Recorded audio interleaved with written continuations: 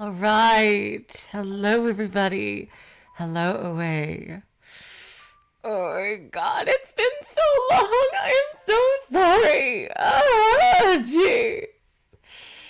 Oh my God, do I have a tale to tell everybody here? So, yeah, as you may have guessed, if you had seen the last Higurashi stream, or even part of it, my voice was starting to go. And that did happen for a bit, like for a day or two, but on the day after, I was paralyzed with horrible, horrible back pain to the point of which I had to go to the hospital for a while. And yeah, like, and for a while, I mean a very short time, they just did some tests. So I was okay just to take painkillers. And yeah, I was out of it for quite a while. Like, I could literally barely move without feeling like extremely horrible pain. So yeah, it was not fun. Not fun. And like, I just didn't want to take a chance, doing some kind of stream when I was in that kind of condition. So yeah, let's try to get things back to normal for now. Hello, Guppy Force. Hello, Nagels. So yeah,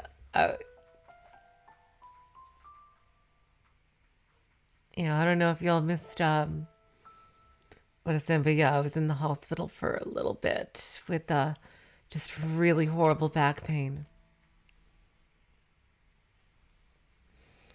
And it was not fun. And yeah, I didn't want to risk it. They said I needed my rest, so I got my rest. And anyway, enough about me. Let's get back to the game. Last time, Michel got the 3 keys, which took a lot shorter than I expected it to. Like, I was expecting the keys like to be a whole thing, like a big quest and shit and everything. But nope, he got them pretty quick. And then we got to the they were actually pretty cool. I like the sections where he got the keys though, even though they were short, because he got to talk directly to Mel, Yakupo, and Yukimasa. And then he's tried to go up the tower, but our good old witchy friend Morgana would not let him get to the top. And she was telling him her story, her tragic backstory, which I really want to see continue. Like, she met the original incarnations of those 3 guys who she wanted revenge on. Now, she just got telling us Yukimasa's original incarnation, which was just a crazy swordsman guy.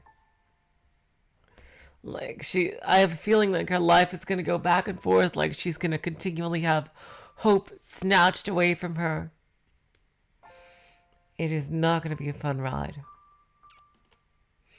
Oh, hello, Marco. Welcome back. All right. With that said, let's get back into it.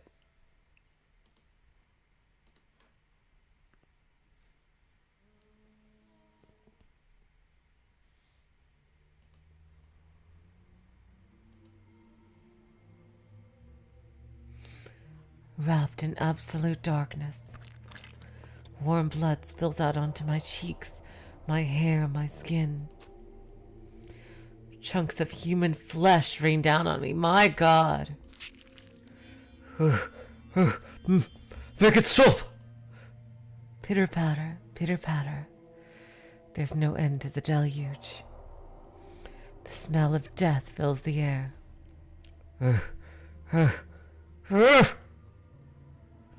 I'm struck with a wave of nausea so strong I can't hold back the contents of my stomach.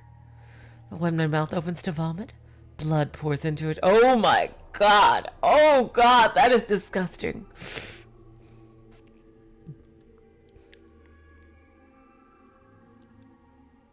Let go of me!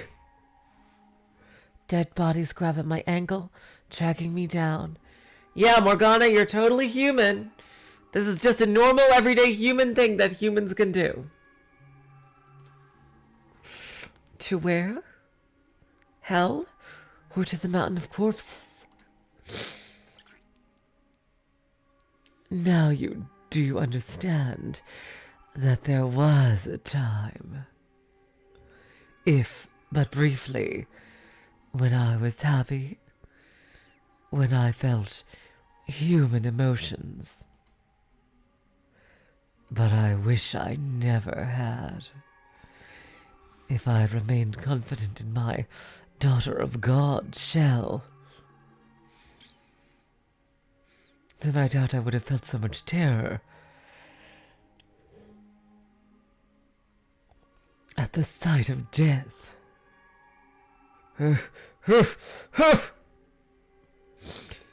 I can't say anything in response. I can't form words. I feel what she experienced, the massacre she witnessed, the limp flesh piling up around her. Even more than twice her age, it's enough to drive me mad. The fact that a 12-year-old girl had to experience something so unspeakable devastates me. Tell me, my dear, do you pity me? Do you sympathize with me? If you feel bad for me, then you'll remain with me. You'll feel my pain and despair with me. Won't you?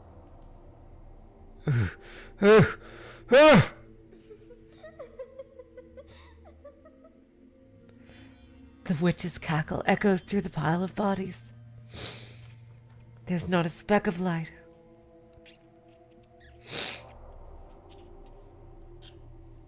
And hideous death lingers everywhere. Helpless to resist, I'm dragged down into a deep, dark ocean. An ocean of blood.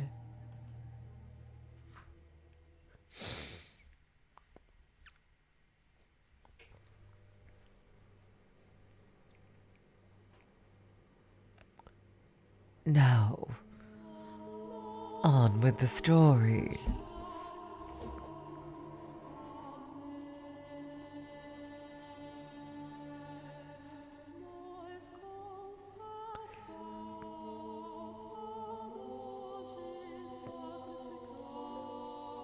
I was at a complete loss for some time after that. I didn't want to return to the city because I knew there was no one left who would take me in. There was only the Lord who had bound me and drained me of my blood. So I wandered the roads, no destination in mind and nothing to defend myself but the clothes on my back. Frankly, I'm rather surprised I wasn't attacked by bandits.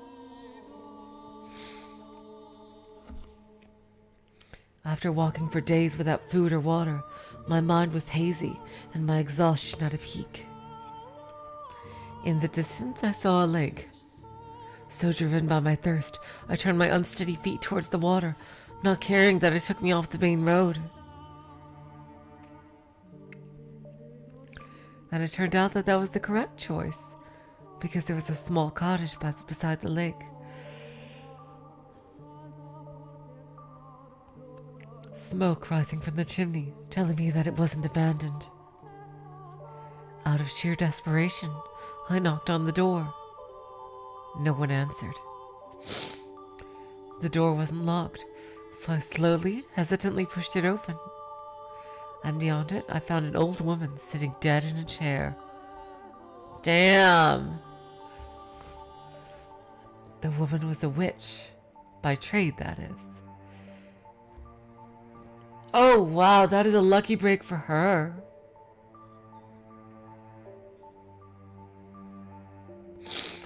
She gets a free house.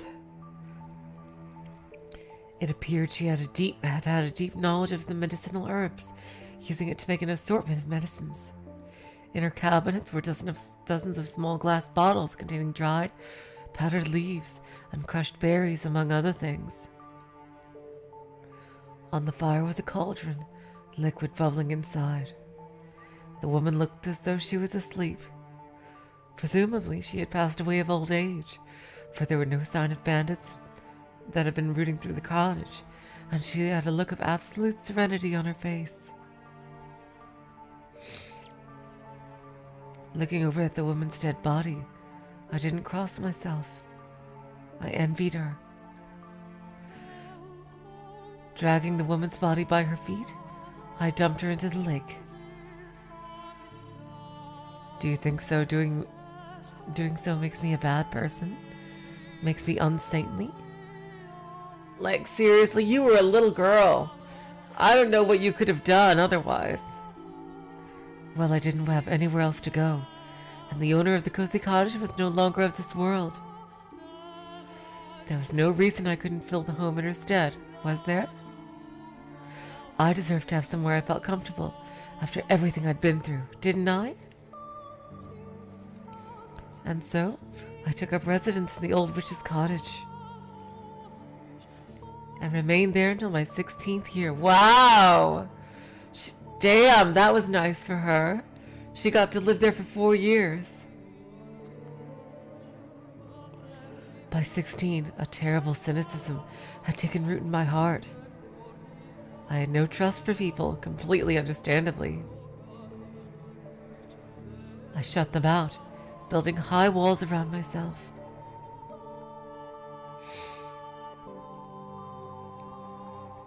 After such a tumultuous, bloody childhood, it was all I could do to protect myself, to keep my young spirit from cracking.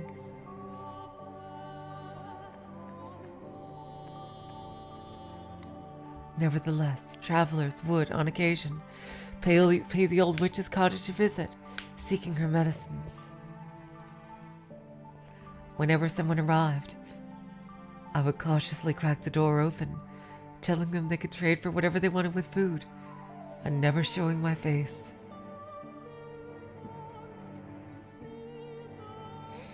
One day, a young man showed up at the cottage.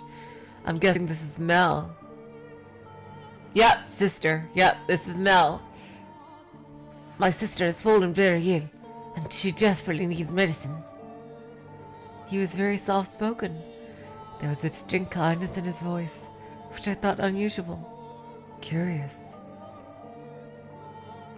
What kind of person could he be? What did he look like? What expressions did he make as he spoke? To satisfy that curiosity, I snuck a peek at him through the crack in the door.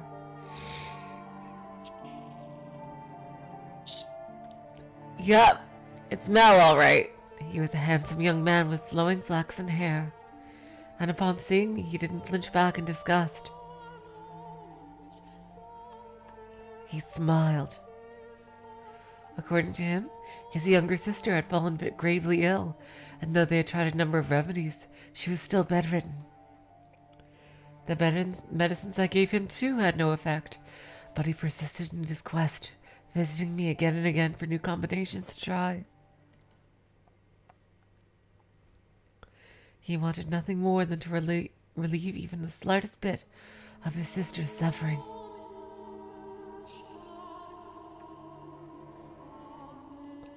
And, moved by his dedication to his family, I too wanted to do anything I could to help. For the first time in years, my world encompassed more than my small cottage. When the young man came, he would ask not only for medicine, but to go on walks with me. I think I know what's going to happen.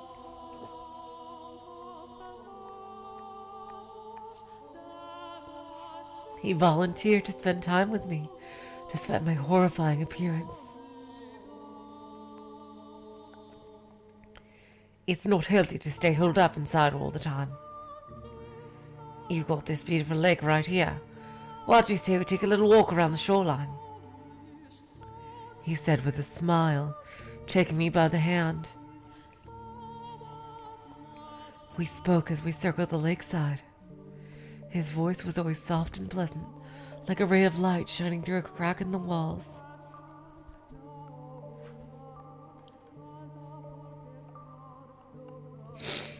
When I was with him, I could feel like I felt like I could be an actual person, an ordinary girl. He talked about his sister more than anything. And whenever he did, he was at his brightest and most melancholy.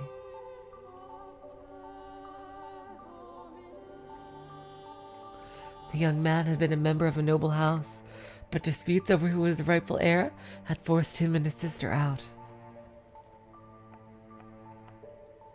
Shortly after that, his sister had fallen ill and was now bedridden. I'll take anything at this point to make her better. I'll even take a miracle if I can get one. That word, muttered beneath his breath, sparked my memory. I was a saint. My blood had healing properties. I had no reason to hesitate.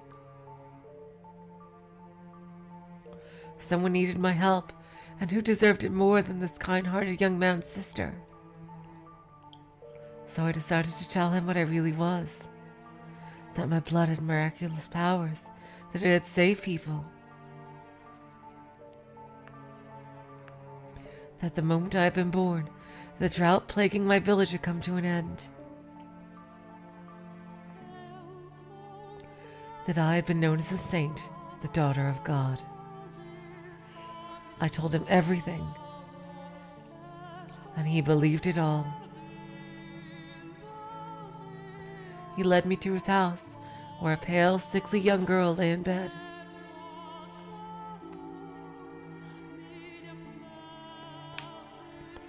She was a sweet little girl with the same flaxen hair as her brother, who looked like she would have been quite spirited if not for her ailment.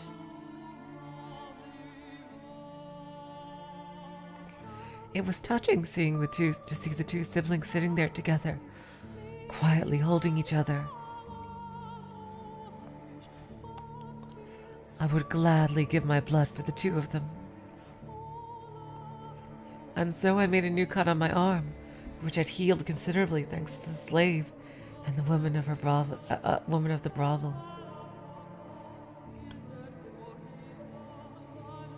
And let the girl drink of my blood.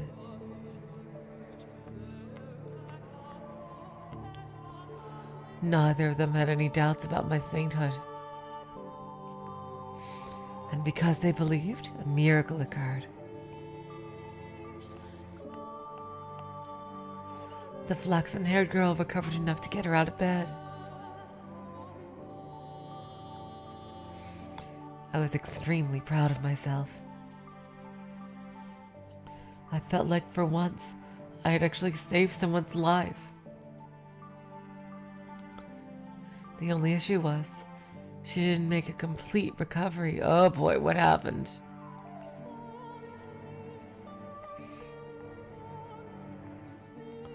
For a few days after drinking my blood, she was in good health, but her condition quickly regressed.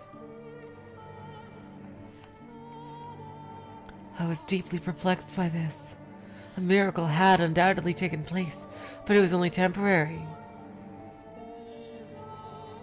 Now, though, I believe I can explain what happened. Yep, that's exactly what I thought. Her recovery was nothing more than a placebo effect caused by her faith. That's exactly what I thought, yep. But that's something I couldn't have known at the time. Hello, David. Welcome to the stream. Basically, she continued her story, and she found a cottage, like an abandoned cottage, up by a lake. And she lived there for 4 years. And she met what looks like the original incarnation of Mel right here.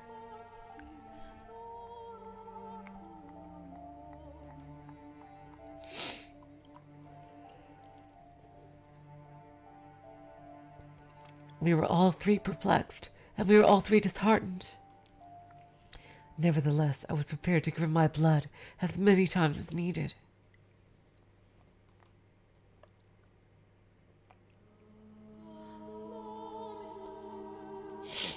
Whenever her condition worsened, the young man came to request more, and never once did I turn him away.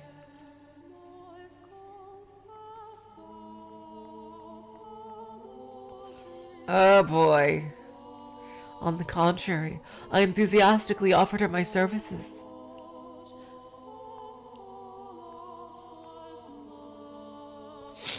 Over time, though, the hope in his eyes began to fade.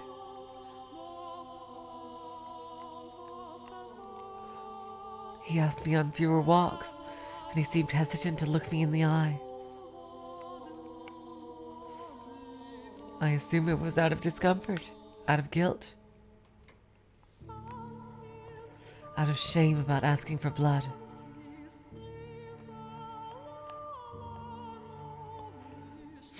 But I don't think his concerns were for me, rather himself and his sister.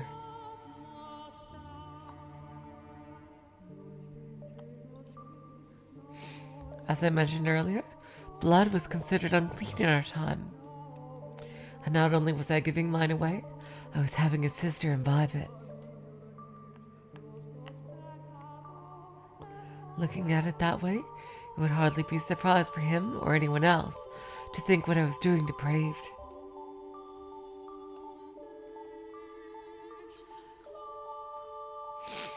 As time passed, the flaxen-haired young man seemed to grow more and more disturbed by me.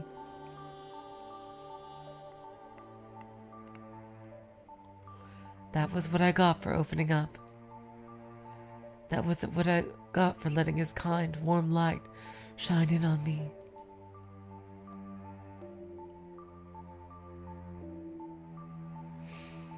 The moment things went bad, he pulled me away. He pulled away, I should say. Sorry. There were times when I thought I shouldn't have done anything in the first place, but regardless, I held fast to my original decision. I would put myself on the line for them. No one else. Just them.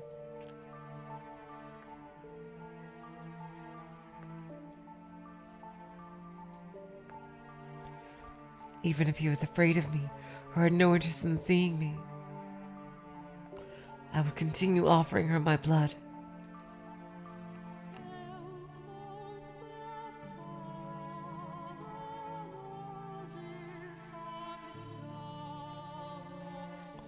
And I was firm in my resolve. One day, though, I received a new visitor. The young man was still the only one I would show my face to, the only guest I had let into my walls. So as usual, I took the man's request from behind the cottage door. But I could hardly believe my ears when he began speaking. Are you the witch with the miracle blood? First, how did he know my blood had powers?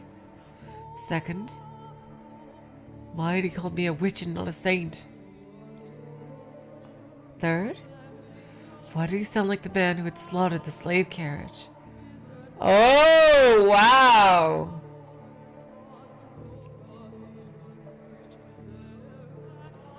I told the man he had to leave. That I would not be opening the door for any reason. In response, he said, I am in need of your blood. Could you not spare a little?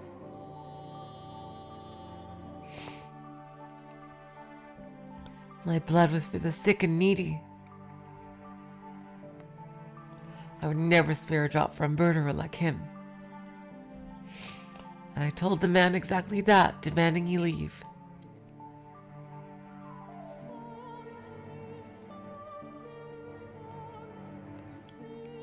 All I could think about was the pile of bodies, the fountain of blood.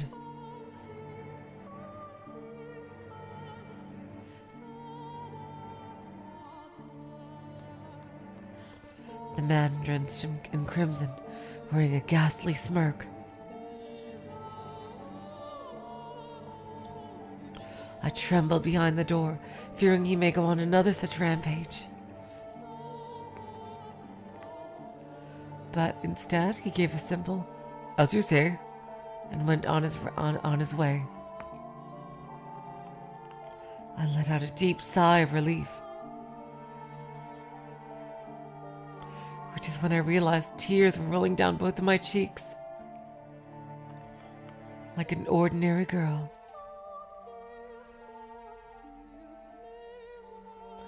3 days later, the flaxen-haired boy showed up at my cottage.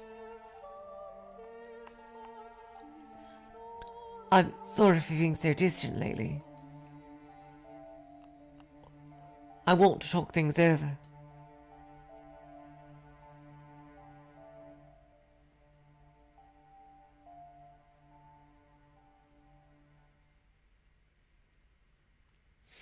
Those 2 sentences were like a light shining from above.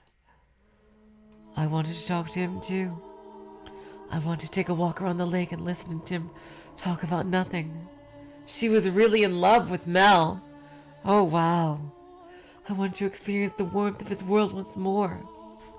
And I wanted to tell him about the terrible man who had been there a few days earlier. About how scared I had been.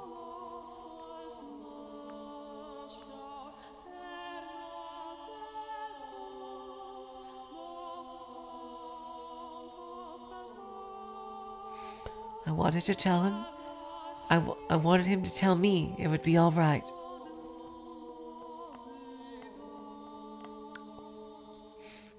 I want to talk with you too, I said, opening the door without a second thought. The light of the sun was so bright, all I could make out was his silhouette. I couldn't see the look on his face or the look in his eyes. A gentle breeze blew past, and my mind froze. How could this be happening? What did it mean? Why? How? Oh God, what happened? What was that man doing? Standing my... Oh God.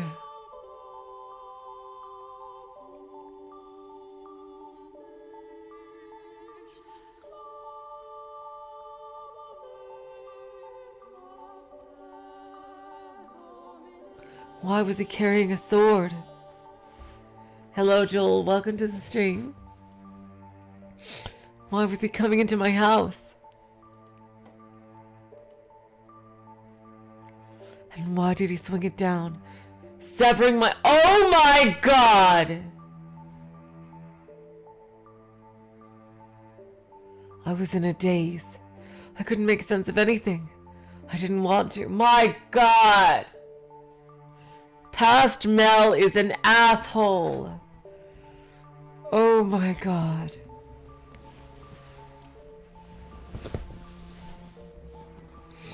I didn't want to. My left arm fell to the floor before I even knew what was happening. And then my legs gave out.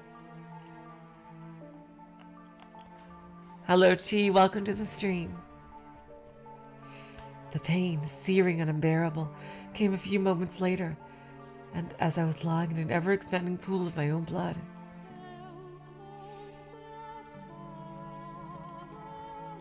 I did something that I'd never hadn't done before.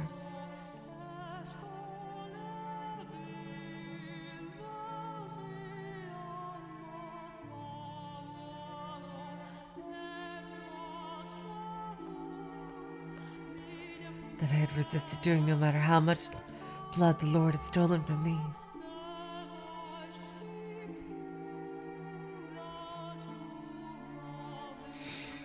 I screamed. It was a hideous, visceral noise, a sound like I never thought a saint could make. The same ear-splitting howl that the slaves had made as the man had butchered them. I writhed, I wailed, I wept, I crawled across the floor through my own blood.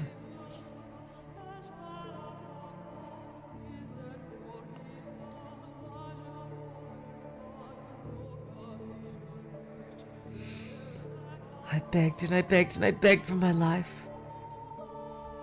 The man walked over and picked up my severed arm, and then, shockingly, he tossed it to the kind-hearted young man. After what he said, Oh my god! There's your share. Should last you long enough. Share? What did he mean by share? What was he talking about? Oh god!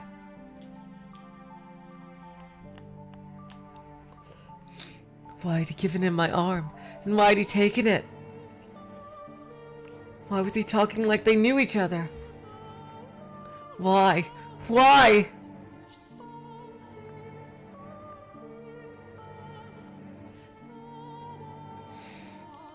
I had spared blood for him when he asked, hadn't I? So why was he doing this? Was cutting my arm off and stealing it easier on his conscience than simply asking? You understand how I felt, don't you? You can put yourself in my shoes, can't you? The young man refused to look me in the eye.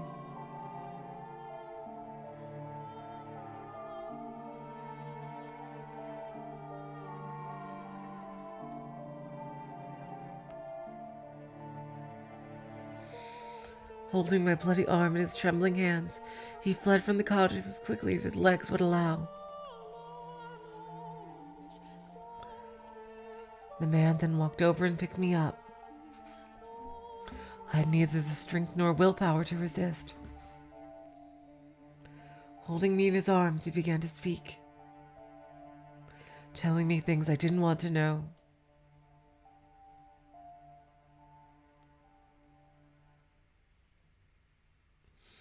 Things I didn't want to hear, but he didn't care. Nothing personal. I just need your blood.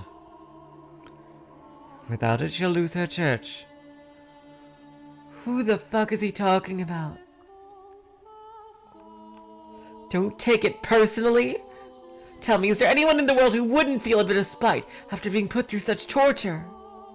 How was I supposed to let that slide?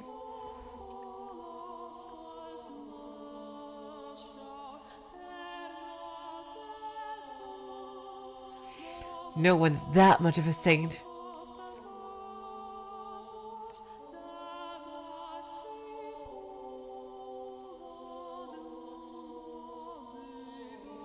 My trust had been betrayed, and I was supposed to turn the other cheek?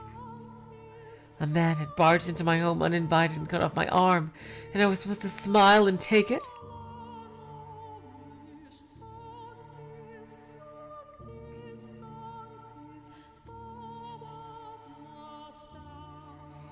Is there anyone, anywhere, who doesn't feel even the slightest bit of hatred ever? Is there anyone in the world who could just laugh and brush off this level of abuse? Tell me, is there?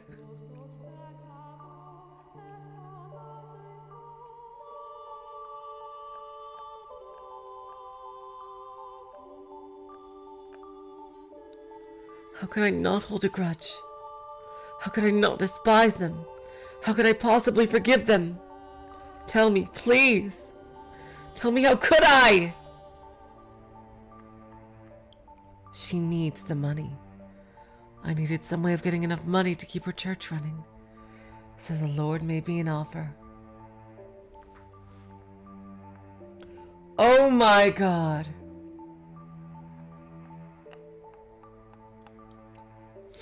If I brought him the witch with the miracle blood, he would finance a whole new church for her.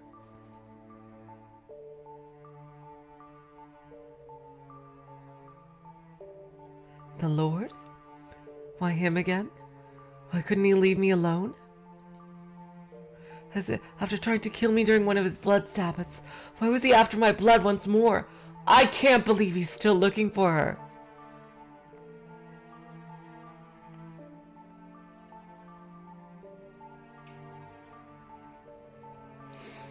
Had he learned it really did have miraculous powers? And started he wanting me back?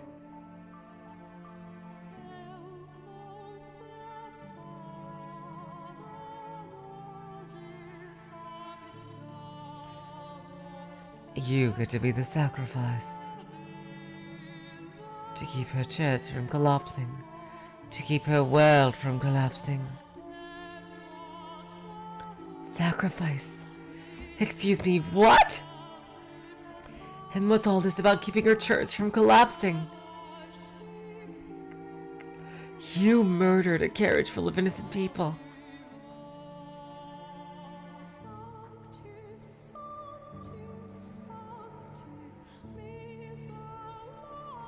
And you're trying to protect a church? You? Are you out of your mind? Churches are where people go to commune with God, to speak with my Father. How dare you soil those sanctified grounds with your filthy hands, you beast!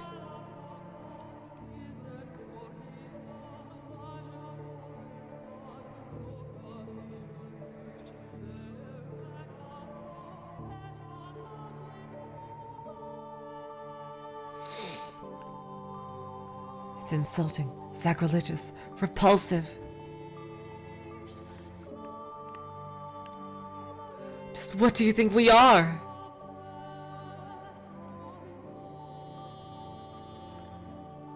So don't take it personally, witch. I'm not a witch. I'm a saint. I was a saint. My blood exists to do the Lord's work. Not to satisfy the avarice of men.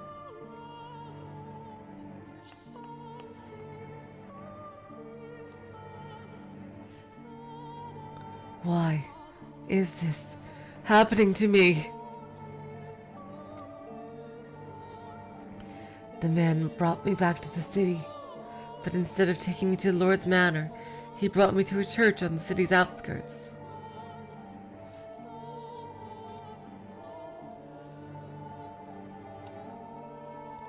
Though, to be honest, it looked more like an estate than a church. The church also served as a hospital, offering free care to less fortunate children, the poor, and the infirm.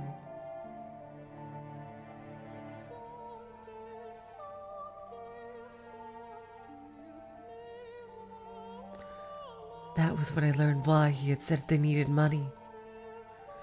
The owner of the church offered unconditional assistance to anyone who came.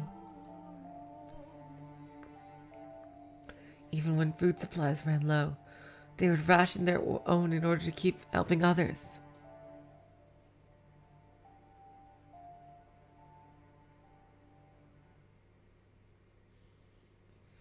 As a result, the church was perpetually on the verge of collapse. The church was run by a woman, something exceedingly rare for that time. There were no priests. All management was handled by a single nun who everyone referred to as the saintess. I was the saint. Why was this woman, who didn't have the ability to perform miracles, being worshipped like she did?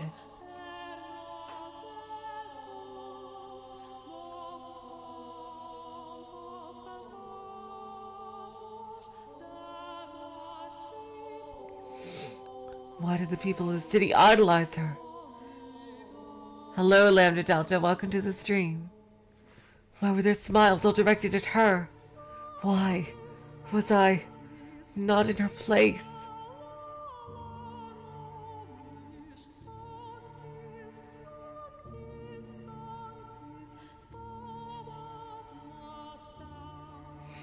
The man carried me to the top of the observation tower. It was there that I had my reunion with the Lord. Unbelievable!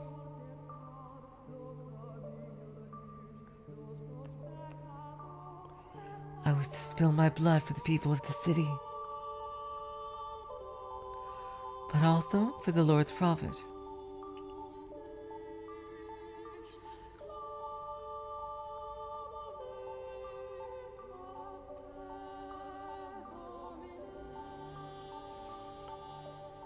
He was not offering free aid, but selling it as medicine. He claimed it was a miracle elixir, telling no one that it was actually my blood.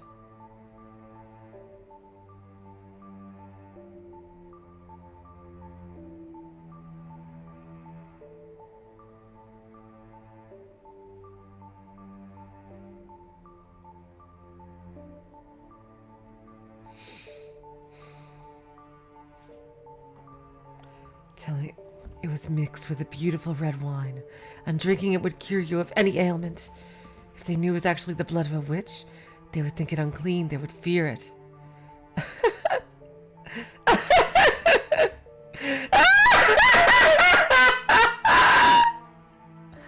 I remained in prison for a long, long time. In the beginning, the swordsman guarded me, though before long the flaxen-haired young man showed up as well. Presumably one severed arm wasn't enough to keep his sister healthy for long.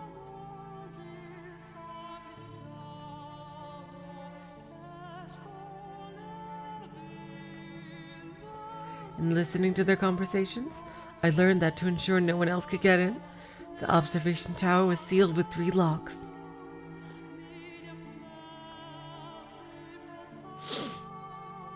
The Lord, the swordsman, and the young man each had one of those keys.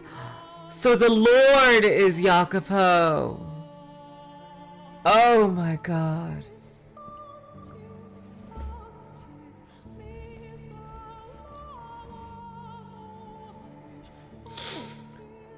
I was their secret, locked away in the tower for them to drain of blood away from wandering eyes. I really thought that the slave was Jacopo.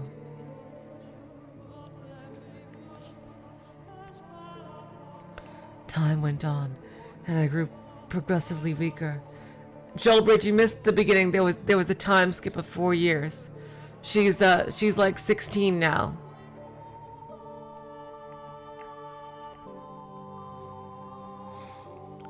I lost the will to eat and the will to live. My only view from the tower was the clouds through a window high up on the wall. Occasionally a pigeon would fly in, sometimes a butterfly, and I would glare in envy as it fluttered around, free to come and go as it pleased. And soon it was spring.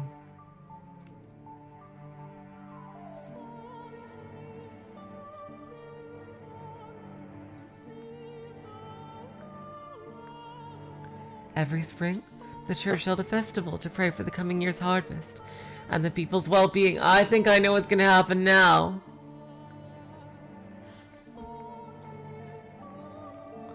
I could hear the bustle from far below through the window as everyone rushed to prepare. I heard the flaxen-haired girl's voice, who had regained her health by drinking my blood. I heard her brother's voice, who had betrayed me. I heard the nun's voice, who played saint in my stead. I heard the barbaric swordsman's voice, who had chopped off my arm.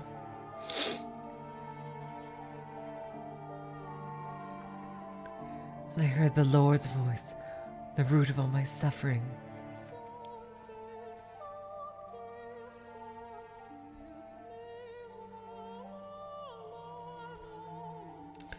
I heard people praising the saintess, though I, the true saint, was locked in the tower.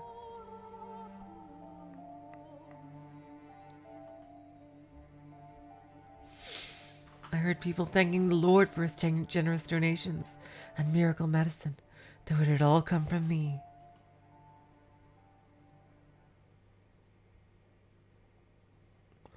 Propped up on my suffering, they cheered and clinked glasses of bloody wine.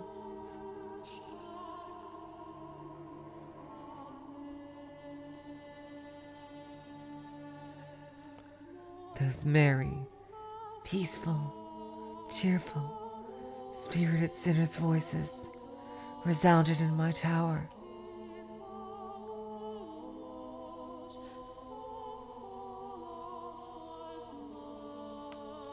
And at noon on the day of the festival, the church bell tolled. 1, 2, 3, 4, 5, 6, 7, 8, 9, 10, 11. And with the 12th chime, I died. Yep, she was a sacrifice.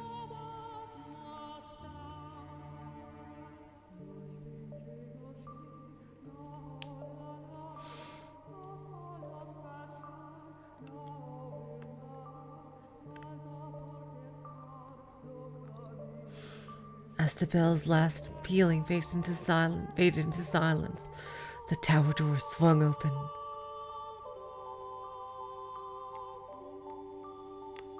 Standing on the other side of it were 3 men. They must have wanted to drain a little more from me to use in the feast, but they arrived at the worst possible moment. The flaxen-haired young man was the first to express his consternation. "Why, I never wanted her to die. Oh God, you freaking asshole. Was she not eating?" The Lord gave my corpse a casual glance and said stone-faced,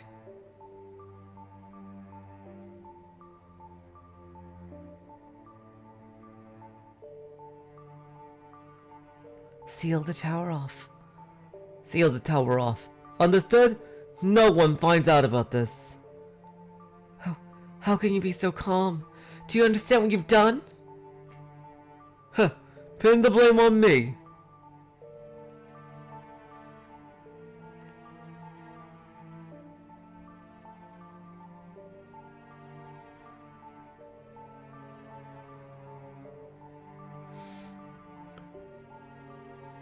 Oh, that's not the Lord, that's her.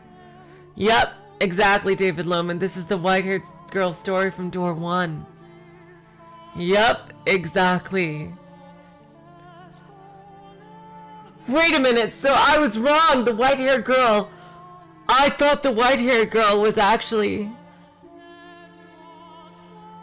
I thought the white-haired girl was actually an incarnation of Michel. But was it actually her the whole time? But it didn't say anything about her white hair. Huh. Pinning the blame on me. How nice. I don't know who's talking exactly here, actually. It could be any one of the 3. I'm just gonna assume that it's Yukimasa. Huh. Pinning the blame on me. How nice it must be to be able to distort reality with panic. The swordsman, who had been silently observing the Lord and the boy conversing, it was the Lord. See, when there's no name tags, oh God. You are just as guilty as any of us. Not only did they not mourn my death, they argued over whose fault it was. There was no regret, no remorse. The young man muttered absent-mindedly, "I never wanted her to die." What did his intentions matter, though? Seriously, man, you got her locked up and got her arm cut off.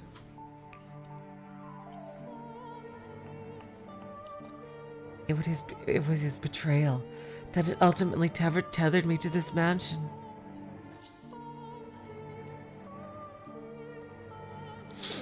I didn't realize we have a bit of an image here in the back. This must be her locked up in chains.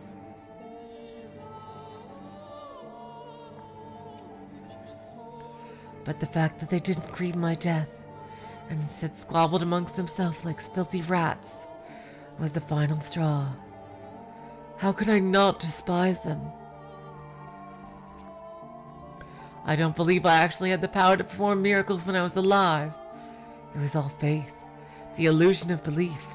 I was neither a saint nor a witch. The blood wand was only effective because people placed their faith in the other saintess. I was only ever human. But then, in that moment, an actual miracle occurred. My father bestowed upon me his power. Or perhaps it was the devil who lent me his strength.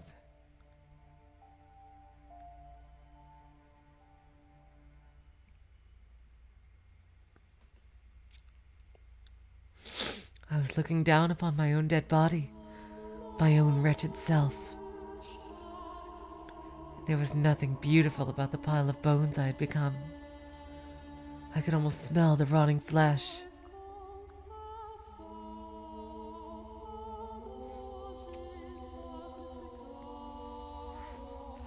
That was once a saint? I laughed at the thought. It was absurd, ridiculous, and infuriating. They would pay. Those who had cast me into this hell, who had mocked me, who had done this to me, who had made a witch out of me.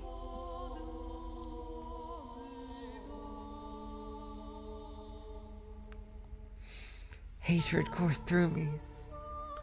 Revulsion at everyone on these grounds was still smiling. Revulsion at everyone on these grounds still smiling, sorry. They would know just whose dead shoulders their little party was resting upon. If they wanted so badly to call me a witch, then a witch I would be. I would kill them. Every last one of them! Oh my god, she's being a little Fire Emblem-y here. Place a curse on their souls. And so I made my wish.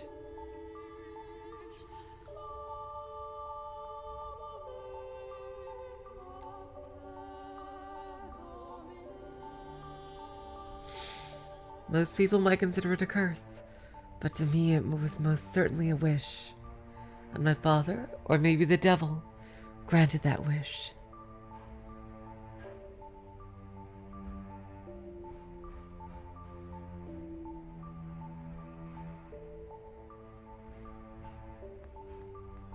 From the garden, there rose a scream. The flaxen-haired young man knew that voice better than anyone.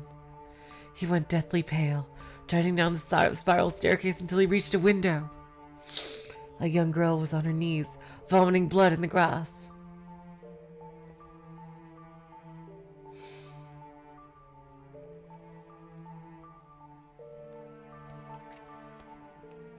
The young man let out a yelp as he descended the remainder of the staircase. As soon as he reached the garden, he lifted the girl in his arms, but she had already perished.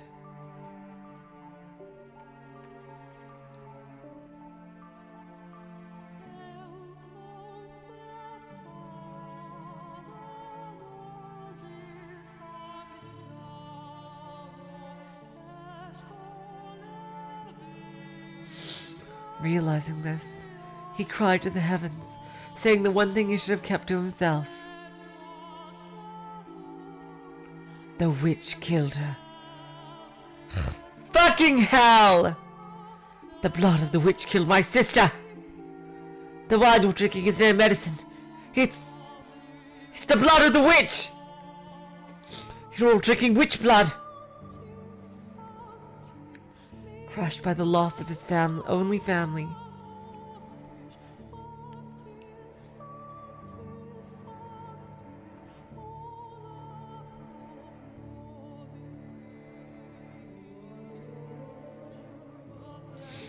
Crushed by the loss of his only family, the young man picked up a silver fork and plunged it into his own throat. Oh my God!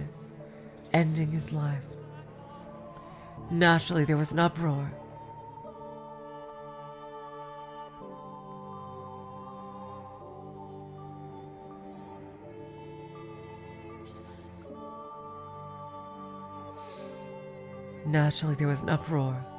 Goblets of wine crashed against the earth in rapid succession, as the people holding them fell to the ground and vomited or convulsed.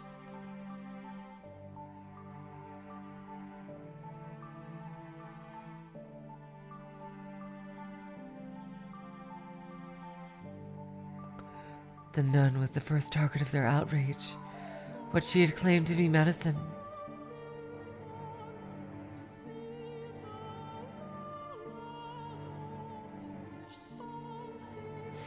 It turned out to be blood, an unclean substance. The blood of a witch, no less. Nana, welcome to the stream. I'm gonna read everything. I know there's a bunch of extras after the main story that I'm totally gonna read.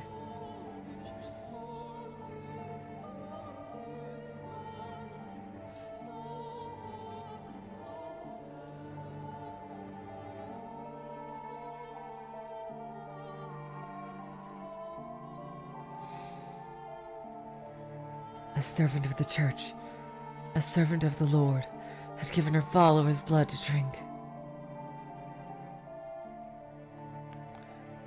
And at this, their indignation surged uncontrollably. The people surrounded her, tying her up and throwing her to the ground. As they prepared to inflict righteous justice upon her, the swordsman soared down the stairs and into the garden, plunging his blade into anyone standing near the nun.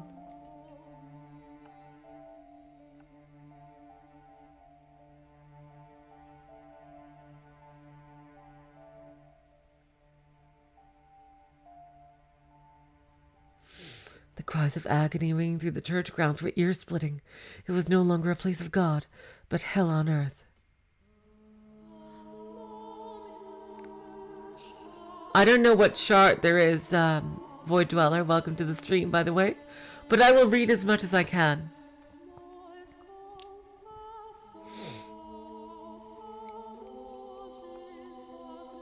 Hell built upon up by the hands of man.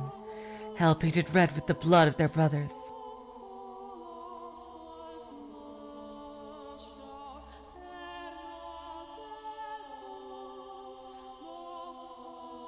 The people armed themselves with anything they could find and went after the man. As much of a beast as he may have been, he stood little chance against such numbers.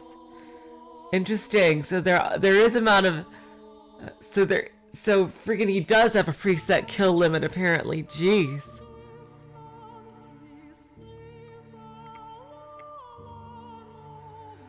My God. No. Actually, no, he didn't, he was not killed by the angry mob, remember? The maid said that he had killed literally everyone in that village who came after him. It is the fate of a beast to be exterminated by those he terrorizes.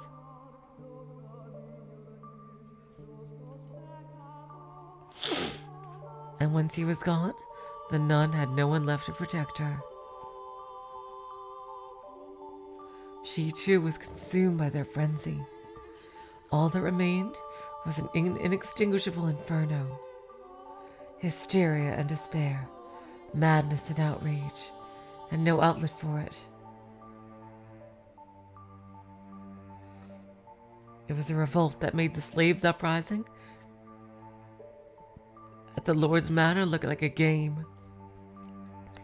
Eventually their rage found a new target, the Lord. It was only natural, for he was the true villain. Yeah, he definitely was. He was the one who had given his money and the witch's blood to the church.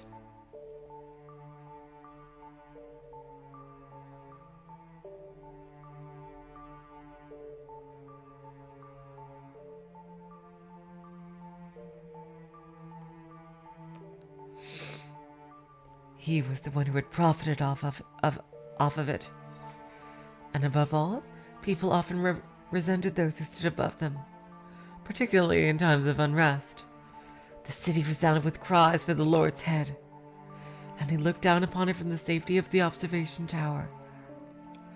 He could do nothing but watch as his domain burned.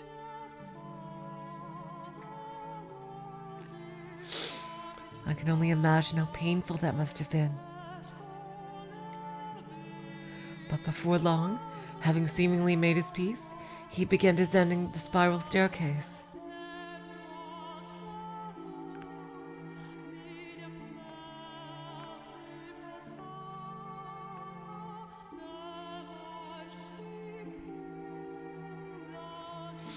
He opened the door at the bottom, revealing himself to his people.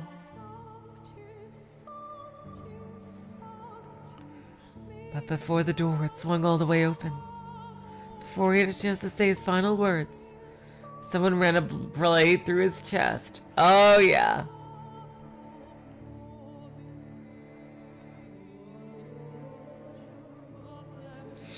With that, the raging furor mostly settled down, but it was hardly the end of the destruction. Mere days later, a plague befell the city.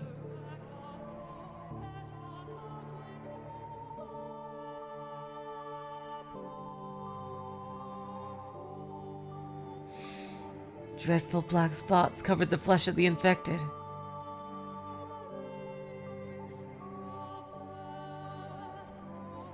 They writhed in pain, screaming and vomiting blood. Yeah, a lot of this story, like you can see elements of this story in all the other stories.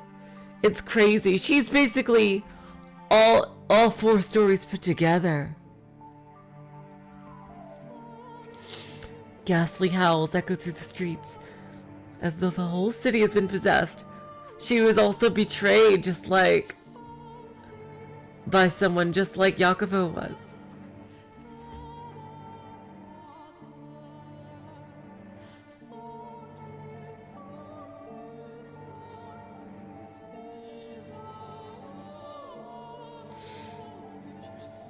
Ghastly howls echoed through the streets, as though the whole city had been possessed.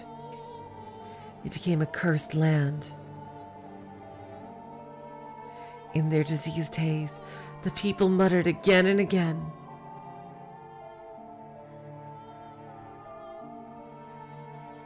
"We have been cursed by the witch." In less than a week, the entire city was dead. Oh my god.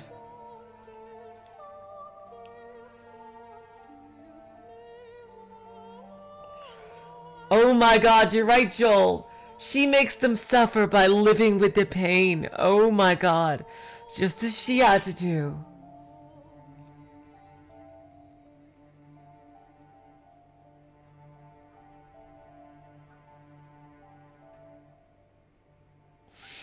My body was left abandoned at the top of the observation tower.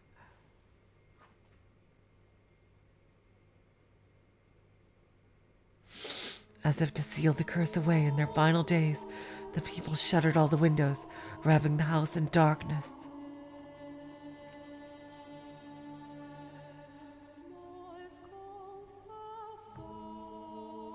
It's possible that that was no miracle either. You can easily explain what happened to them. Locked away for so long in that dirty tower, maybe I caught some kind of disease. And then when the people drank my blood, they too were infected.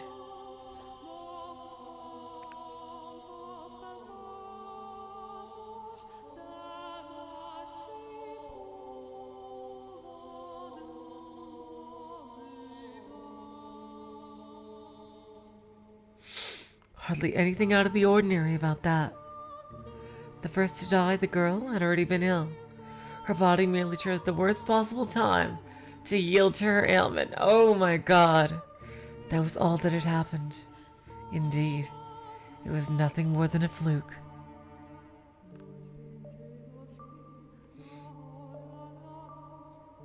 An improbable stroke of luck. An unbelievably unfortunate accident for the city and those three men.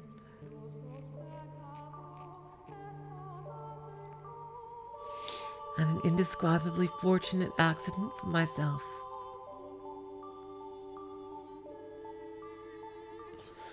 But I wish to believe it was a miracle.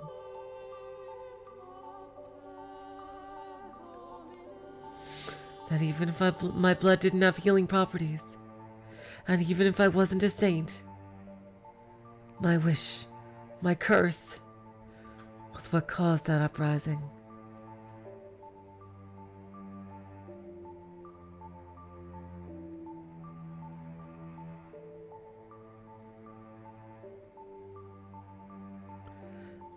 That was my miracle.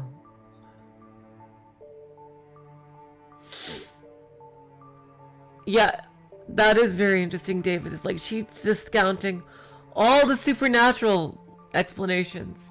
But we've literally, look what's even happening to Michel now. She obviously has powers now, even if she didn't before.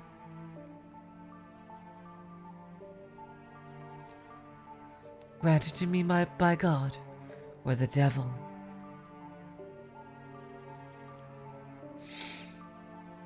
I choose to believe that.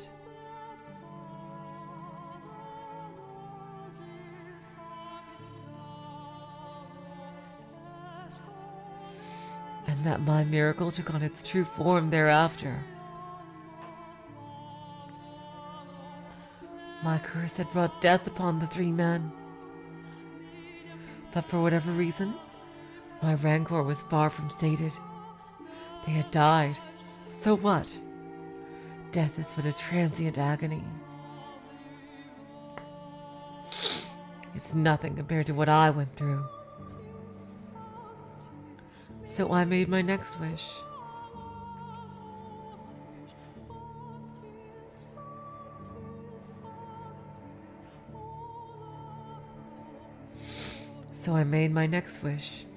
I wish for their reconstruction.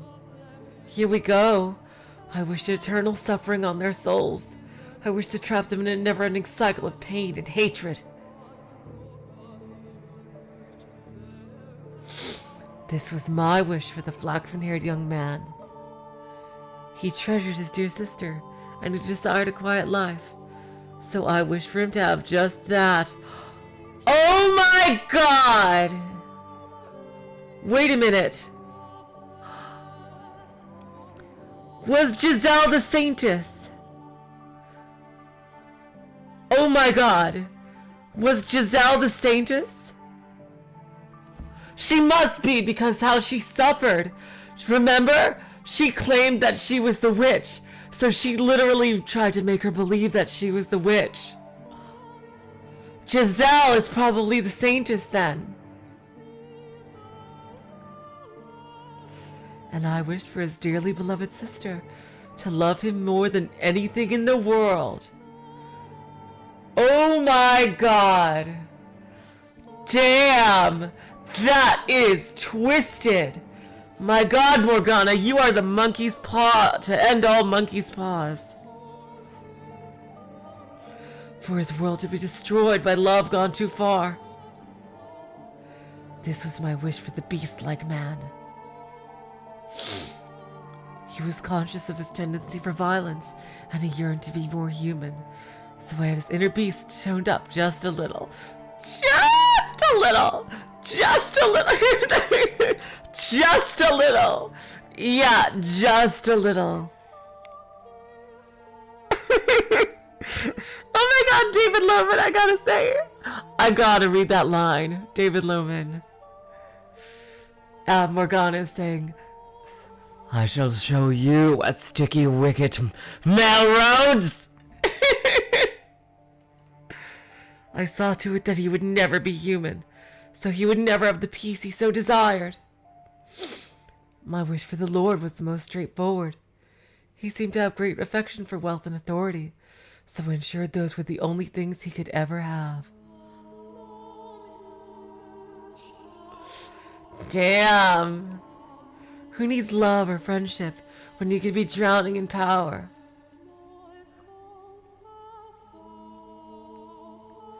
Once he had lost everything, his solitude would be his only companion.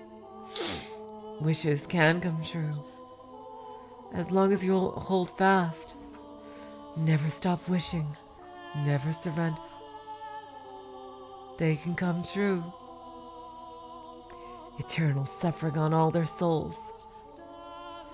An endless cycle of reconstruction and unavoidable tragedy. God damn it, Morgana, I feel for you, but you've gone too far. You're involving people that have nothing to do with it. Like, if my theory is wrong, then Michel and Giselle have nothing to do with this.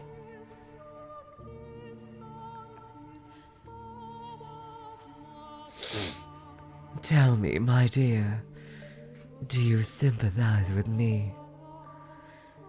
Will you curse them with me? Will you take my hand and revile them with me?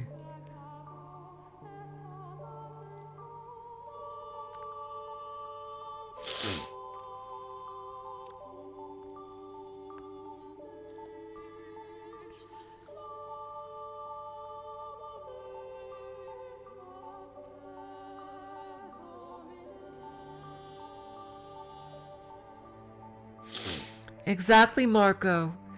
It seemed Morgana manipulated her. She manipulated her emotions.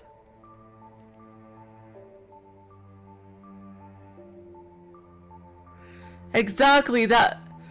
Yeah, exactly, Lambda and David. Like, involved way too many other people that had nothing to do with it.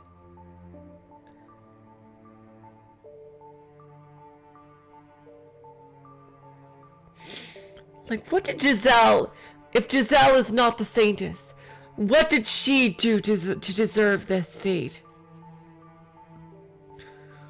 She's just addicted to cruelty now. It's very sad what happened to her, but it's even more sad that she's become like this and doesn't care what happens to anyone else. This time when my body crashes into the tower stairs, I'm unable to make a noise. The obstruction is less mental and more physical. The excruciating pain. It's so intense I can't even eke out a scream. My vision is distorted. How in the hell is he gonna get out of this? My mind thick with fog. I feel like I'm about to fall into a bottomless pit if I loosen my grip on my consciousness even slightly. Through the haze, I see my own severed left arm just like hers. Oh God. Reflected. What is this? Something's flashing. Reflected in a pool of blood. I see my face. Large chunks of flesh peeled off.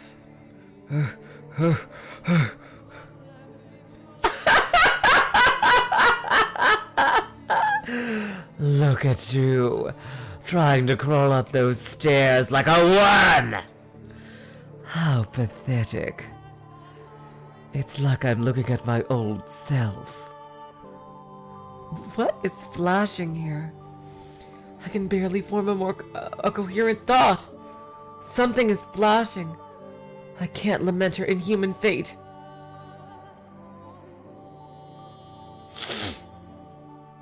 Can't mourn for her. Or be shocked by the revelation about the three men and her history with them.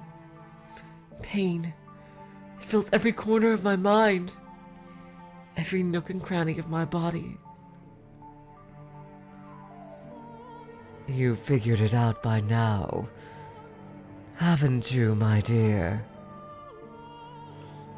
You'll never make it to me. It's not possible. But it's not your fault. It's not because you're weak. It's because I'm a freaking god.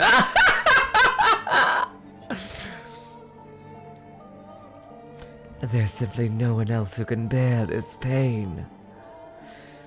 You're allowed to give up, to rest. There's nothing wrong with that. The pain, the crushing weight, it's miserable, isn't it? But all you have to do is turn back, and it'll all go away. What are these flashes? I can't tell what's flashing. The witch whispers her sweet temptations. You've put in a fine effort. There's no shame at all in throwing in the towel. Her voice is soft, gentle, pleasant, saccharine. Concede defeat. If I do, it'll all go away. The searing pain spreading from the stump of my left arm.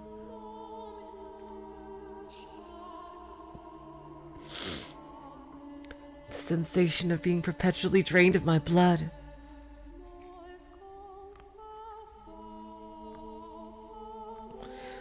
The miserable solitude of staring at a door that never opens.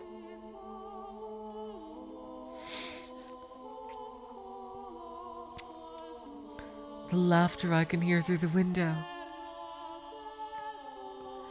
My miserable wailing and this maddening hatred. I can end it all. That's right. It will all be over. You have the power to make it stop.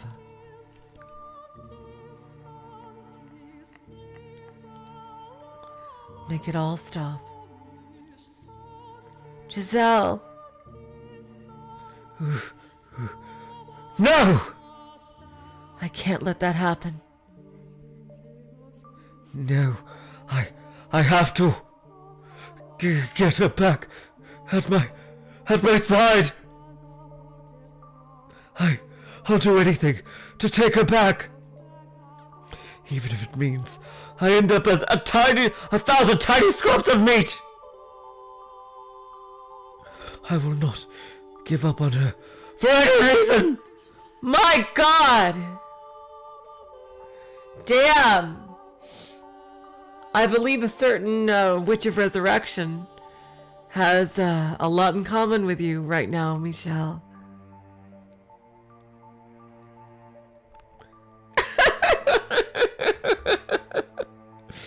You won't, will you?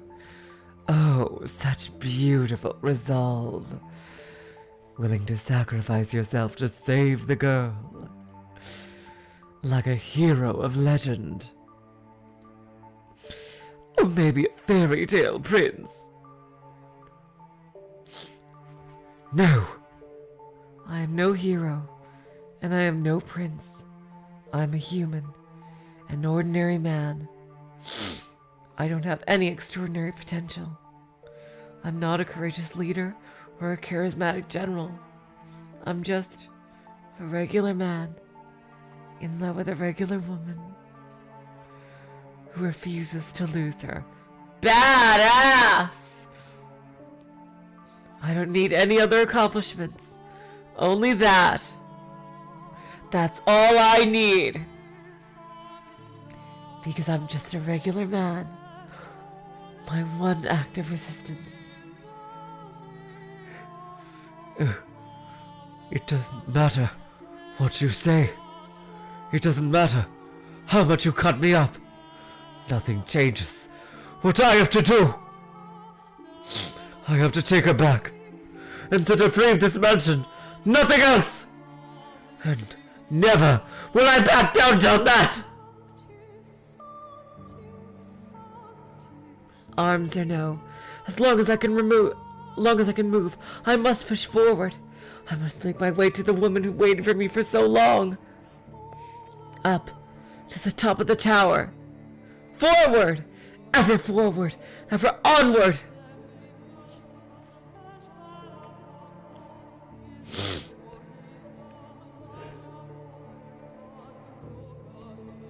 Dragging my bloody body, paying the pain no mind. I once more arrive at the top of the observation tower. I place my hand on the door, holding myself up with my lacerated right arm. Take a moment to catch my breath, then lift my head. Gaze into the void and shout her name. Morganna! I pity you. I truly do. You're a saint, shackled with an unfathomable fate, and for that I am enraged. As I felt your pain, as I watched your life, I too felt a burning hatred for those three men. If you truly feel that way, then why can't you stay here with me? We're all dead anyway. We've reached our ends. Do you honestly think there's anything more for us? There isn't. The end is the end.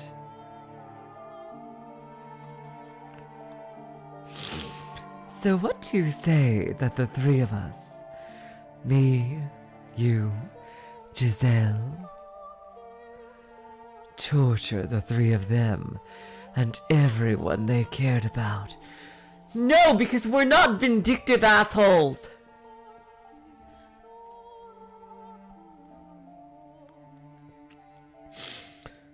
Make them suffer here for all eternity, in this house. You already got one lifetime each back at them. It's done. And you involved innocent bystanders along the way that had nothing to do with this. Can't you just leave well enough alone? Your revenge should be complete. Morgana, seriously. You should be satisfied. Jesus Christ.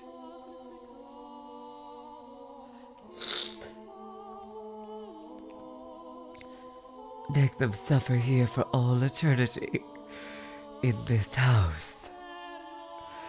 And that way, you and Giselle can be together forever too. That's not an option! Why not? Because hatred only brings you pain. Oh, that's brilliant! You spouting stupid platitudes at me! I can't believe my ears! Save your nonsense moralizing about how hatred does you no good. I won't hear it! I'm doing just fine for myself, my dear. In fact, I've never been better. I feel wonderful! Did you think that would be enough to persuade me? Really? How disappointing! And here I thought you understood me. Morgana, why don't you say what you really think? Go right on ahead. Hate them as much as you want. But keep me and Giselle out of it. Why didn't you just say that?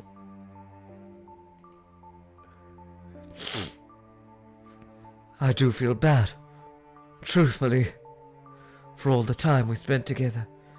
Never once did I ask you about your life. I was so focused on myself. And in the end, I pushed you away. That you did. You wanted to be with Giselle, so you pushed me out.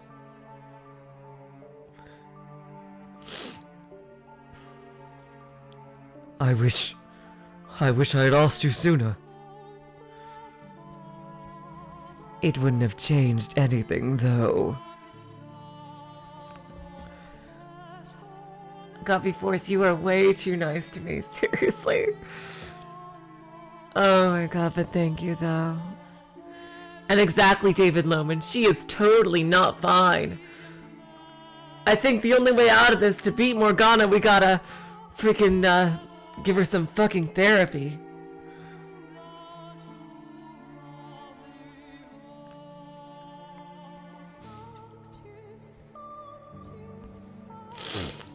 It wouldn't have changed anything, though. One puny man, knowing what I went through, would hardly be enough to erase the loathing I bear.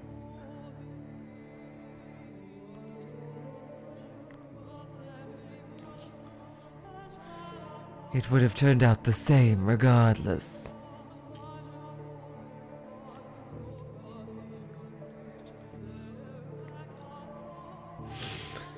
There was nothing you could have done for me. As they say, I'm already dead. There's nothing.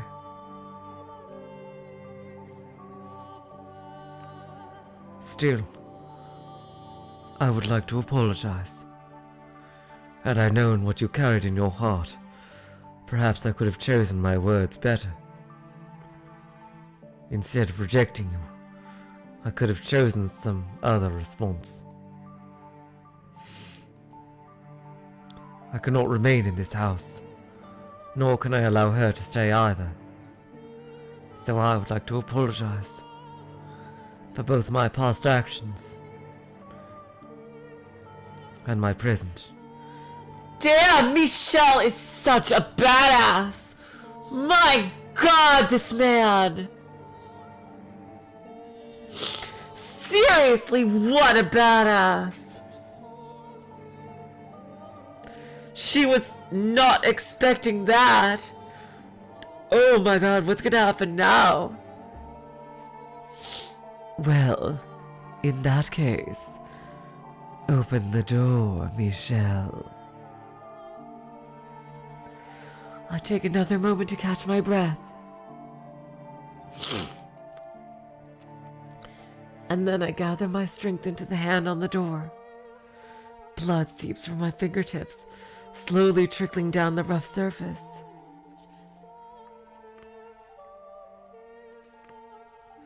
It reminds me of my death. I'm coming for you.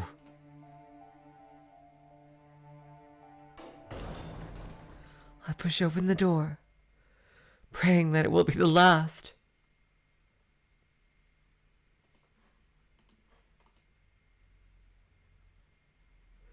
That beyond it lies light for Giselle. Exactly how empathetic he is now. Damn. And if possible, that it might cast a bit of light on Morgana's heart as well. Oh my God. Whoa. However, Why? Am I in my bedroom? hello, Les Mis. You're pretty late, but yeah. What I find behind the door is the last thing I expect. Huh? As she appears from the shadows of my chambers, I can't conceal my surprise. Oh my God, Giselle's okay. I really hope this isn't some kind of illusion or something.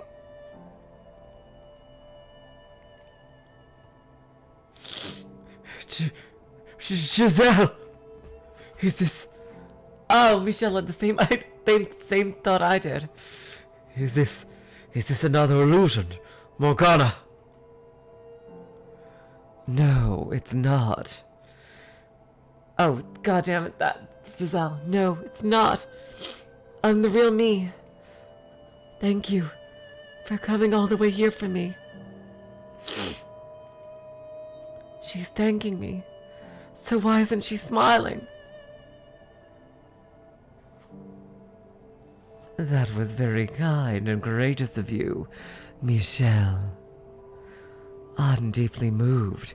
You would have such compassion not only for her, but for someone like me. But do you know what else you are? You're a worm! What is it this time, Morgana? Oh God! Oh God, Morgana! I know what she's gonna do. If my theory from before is right. Oh God! What do you say we pull back the curtain, my dear? What curtain? Oh God! Oh God! Oh God, Morgana! There's one detail that hasn't yet come to light.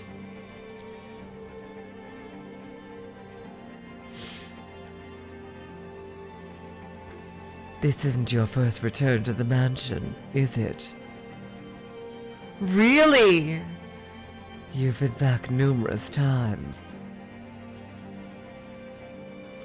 Oh yeah, right. This is about the white-haired girl. Each time not remembering her, and each time hurting her even more.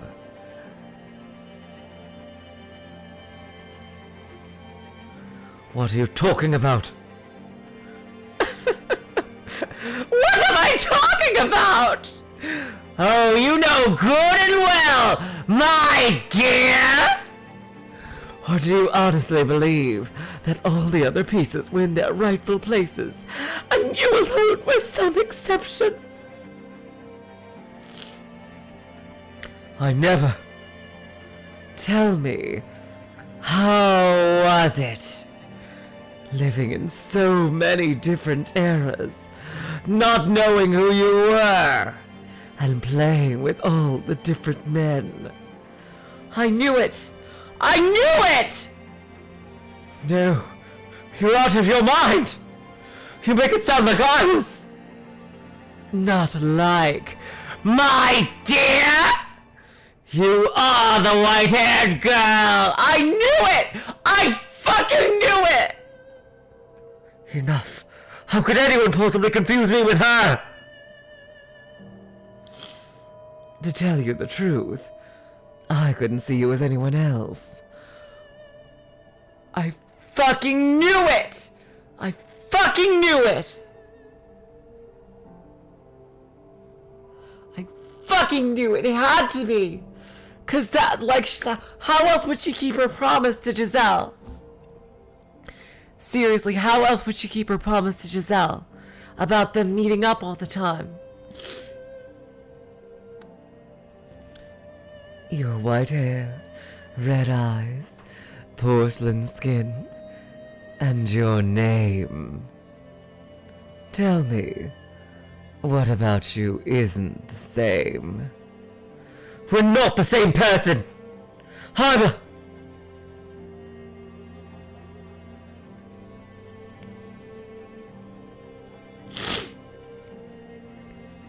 Oh boy.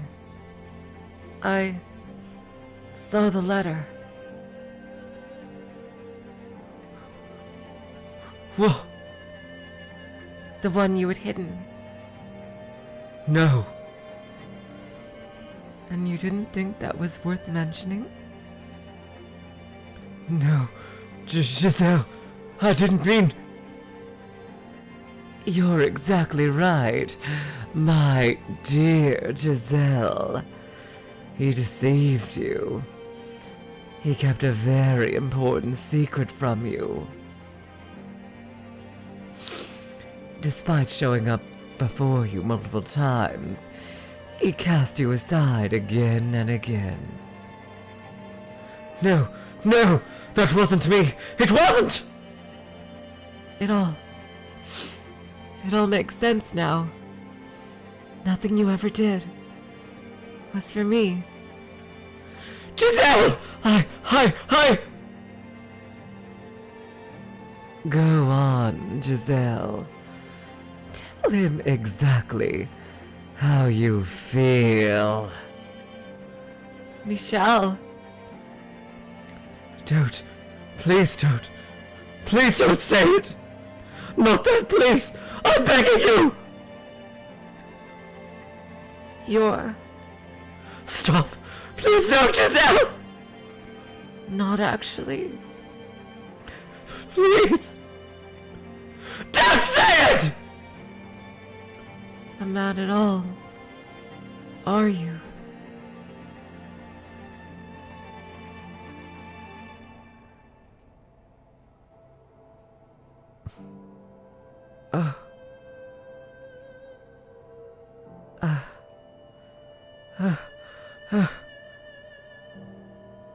This is fake! This is fake! This is another illusion! The real Giselle would never say this. These are the words of his old girlfriend. You're disgusting.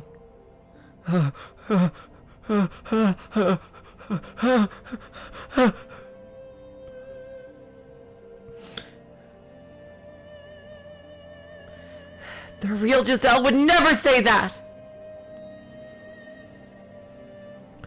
I fucking knew. Oh god, Michel.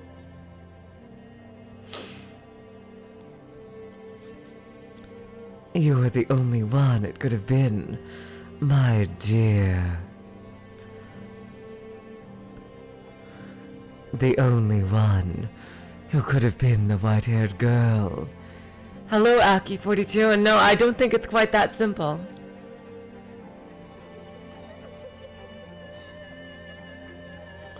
The next moment, whole world comes tumbling down. I could have borne anything. Losing my arm, having my face torn off, any amount of pain, I could have handled it. For you, I could have done it. But this, hearing those words coming from your mouth, being rejected by you, that I cannot. Those words, they bury me alive. And you're the one person I never wanted to hear them from.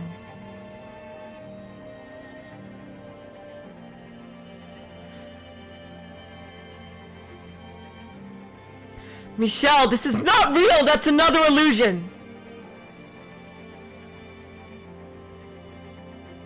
When I learned my father Antonin had passed, I wrote 2 letters.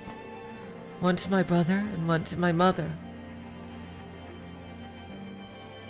It was the first time I had found the courage to face my mother, to open up to her. I wanted to show her who I was, convince her that I wasn't cursed, so I could be myself when I returned to the capital with Giselle. Dear Mother, there is something I wish to tell you. Something that means a great deal to me. So I ask of you, please hear me out. And I ask of you, please accept it. Mother,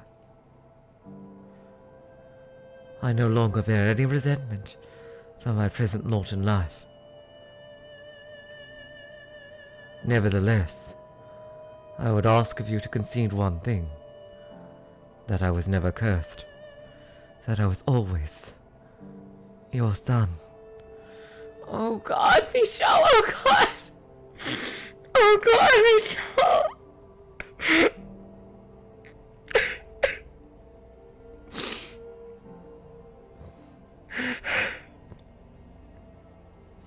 That I am Michel, not Michel.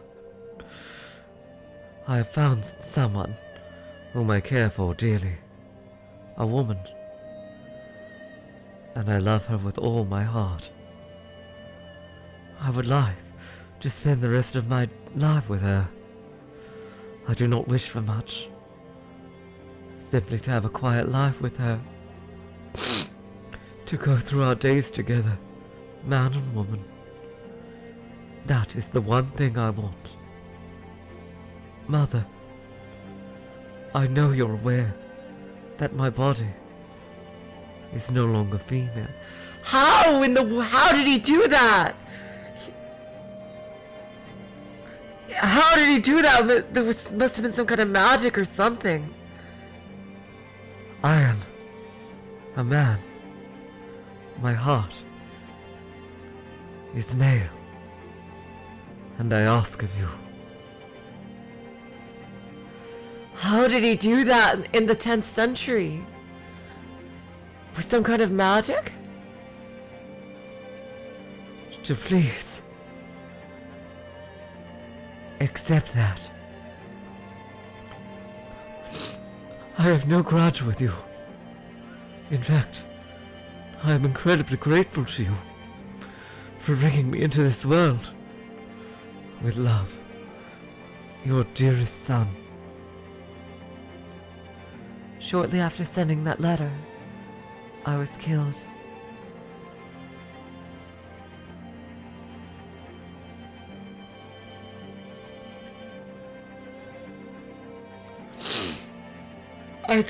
We were right. Oh my God, David, we were right. I'm dragged down. How could they do a transplant in the 10th century, though?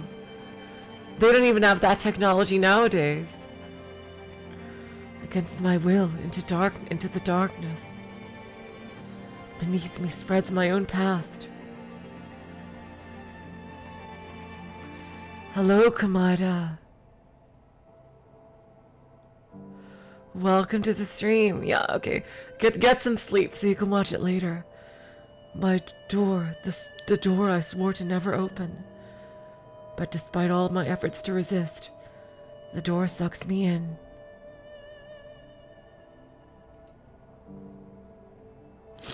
into a world I never wanted to see again, a history I never wanted revealed, a past I never wanted anyone to see. Nonetheless, the door opens. Michel's door!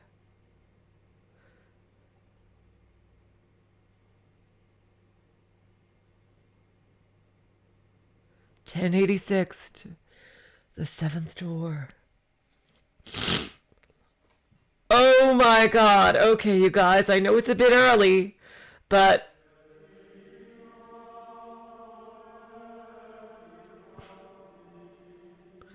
I don't think we're going to find a better stopping point than this. Oh god, I'm really torn at whether to stop here or to go for more, because I really want to read more. I really want to read more. But I don't know when we're going to find a good stopping point.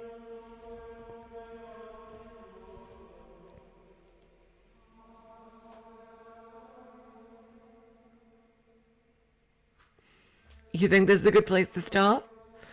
Oh god, I can't wait to continue. Oh god. Read? Okay, I'll keep reading. I'll do a little more. I'll try to find a better place to stop later. Because, yeah, I want to make up for some lost time here. There were two things out of the ordinary about that baby. The first is its parents embraced. The first scene or two? Okay, Guppy Force. And the second they wholly rejected. Although it was some time before the baby's second peculiarity emerged.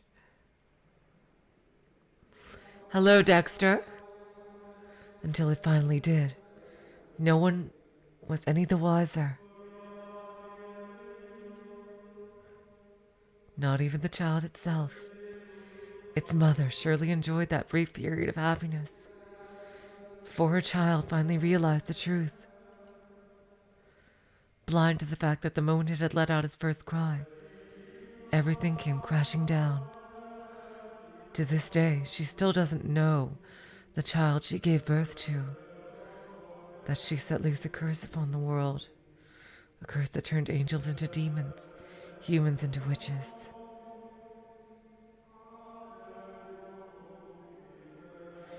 My God, look at that. She's beautiful, isn't she? I use the Kumasawa voice. She's beautiful, isn't she? Have you seen her laugh? Not yet, I haven't. At any rate, that color certainly is something else. God's gift to us. No, she's an angel sent from heaven. An angel? Ah, yes, I can see it now, Liddy. Her white hair and almost translucent skin. It's beautiful. My, she opened her eyes. Maybe she felt you nearby. Do you like your father more than me? Is that it, sweetheart?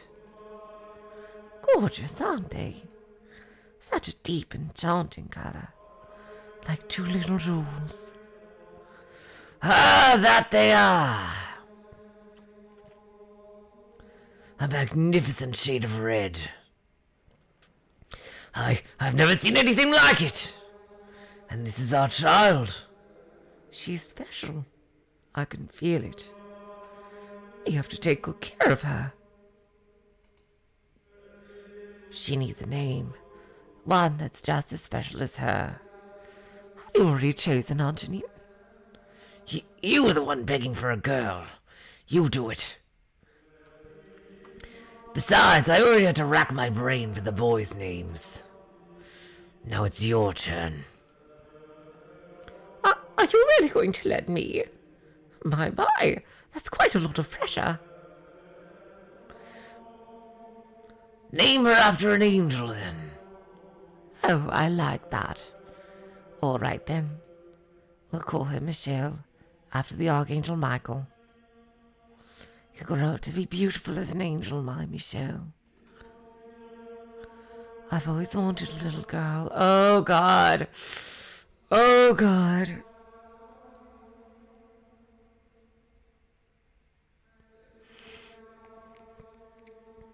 With her snowy white hair, skin so pale you could see the veins beneath it, and her ruby red eyes, she was a very, very peculiar looking little girl, and her mother showered her with love.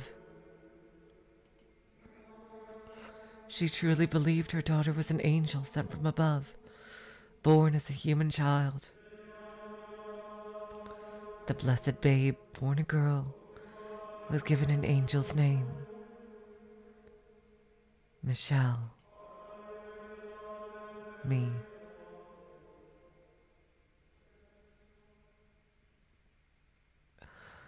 Oh, my God.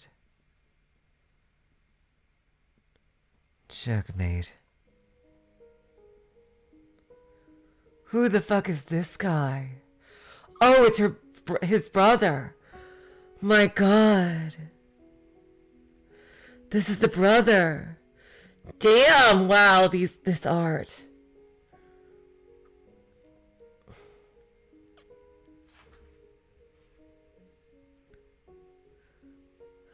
What voice do I give him? He looks really badass. He looks like Luxord from Kingdom Hearts. Let's see. Damn, Joel. Yeah, he looks... Yeah, seriously. He is just... DDA. Let's see. What voice? Jeez.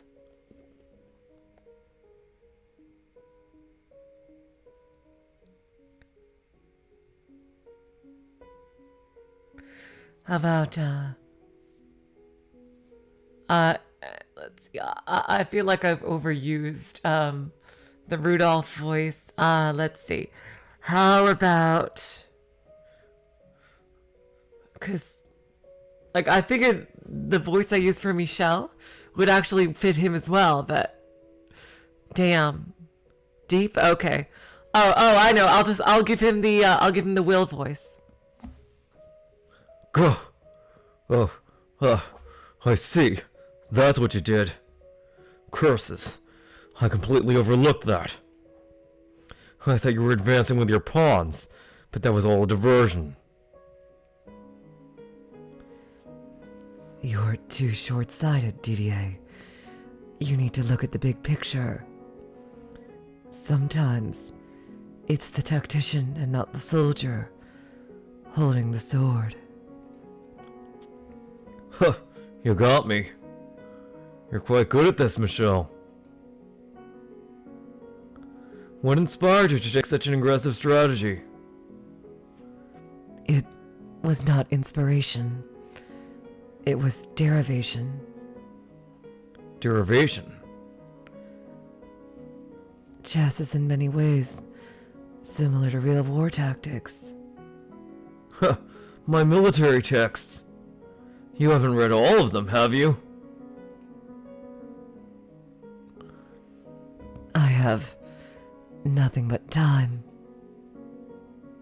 Impressive. Even I haven't read all the books in my room. You plan on join the order with that kind of knowledge? You jest. You're the one who's going to be a knight, GDA. Ha! That I am. War is the man's job, after all. I want you to be there to welcome me home.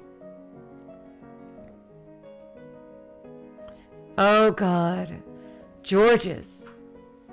Oh, God. Let's see. Damn, his brothers are so hot. My God.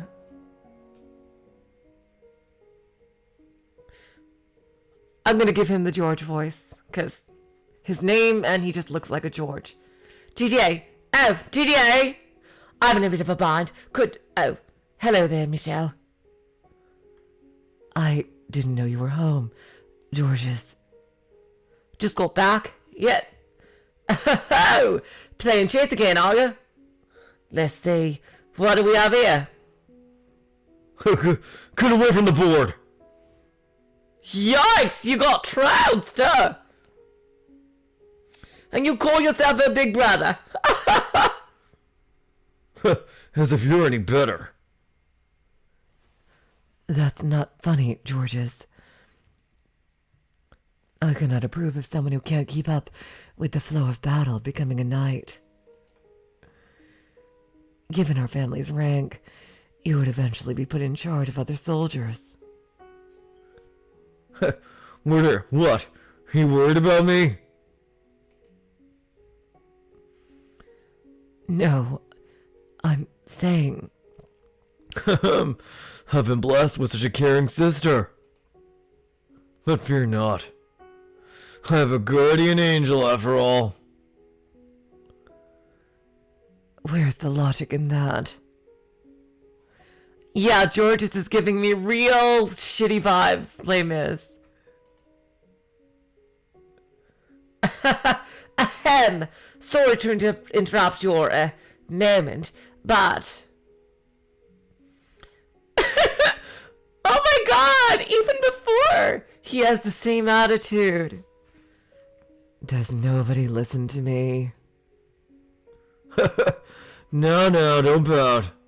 So, what seems to be the problem, Georges? Yes, listen to this. The royal court is holding a swordsmanship show. And for some reason, I was selected to participate. How unfortunate for you. I can already see you on the ground sobbing. Hey now, that's just mean.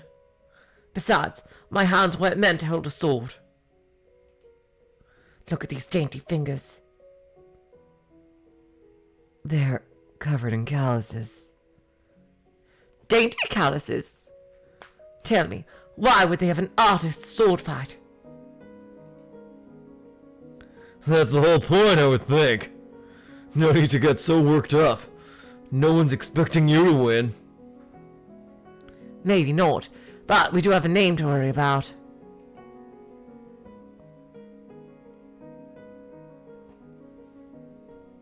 And you know what that means, don't you? I'm going to lose. That's a given. But I want to do it in style. Seriously, all the brothers are so hot. My God. Like, I totally agree, David. Jesus Christ.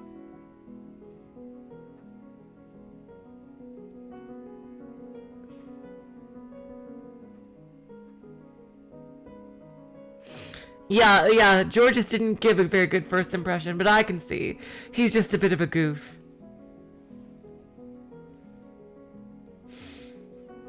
I feel bad for your sword.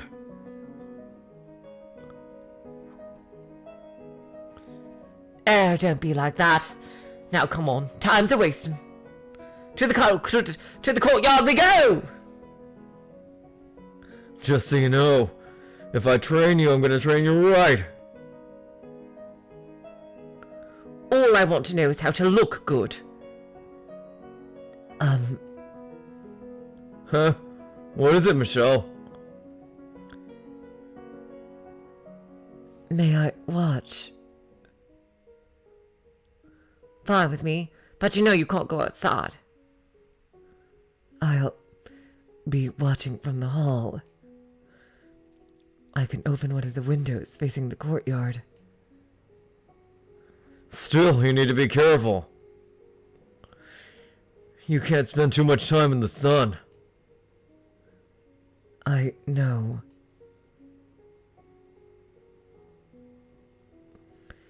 I had 2 older brothers. The eldest, Didier, belonged to an order of knights that served the church. And below him was Georges, who served as a court artist.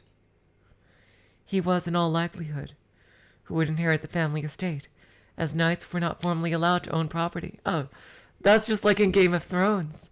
I guess they got that from real history. Nevertheless, the Bollinger family name was upheld by Didier. And then there was me, the youngest, the only daughter, quote unquote.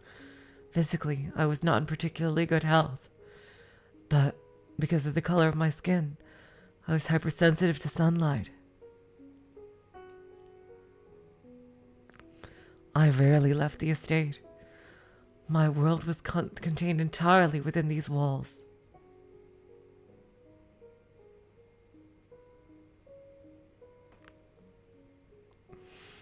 And perhaps out of some pity or compassion, my two brothers spent a good deal of time with me. Didier played chess with me, and Georges taught me how to draw. So that's why he's a good artist. Among other things, they taught me how to read and write. For a girl, I was incredibly fortunate. The one thing I wasn't allowed to do, though, was hold a sword.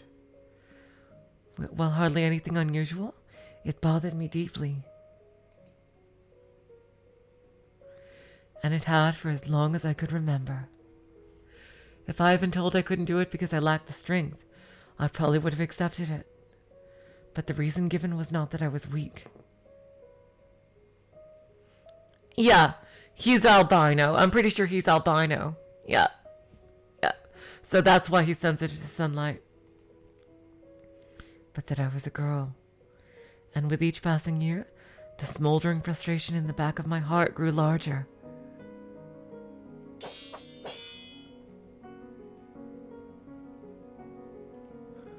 Come on, put your back into it. Like I said, all I want to do is put on a good show. Oh, you'll put on quite a show. Unless you learn how to swing that sword properly. Give me a break!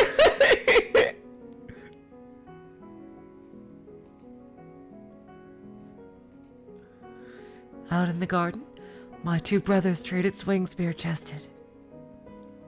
All I could do, though, was observe from afar, and every time I found myself forced to watch, I felt a sharp pain like a needle piercing my chest. Dysphoria. A needle that seemed to be growing ever thicker. My mother and my brothers loved me dearly, but that didn't change the fact that the outside world lay beyond my reach. I was trapped in the estate by my own body. At first I thought that was the root of my pain, but the answer seemed to contradict something inside me, something I couldn't explain, something I couldn't ignore even as a child.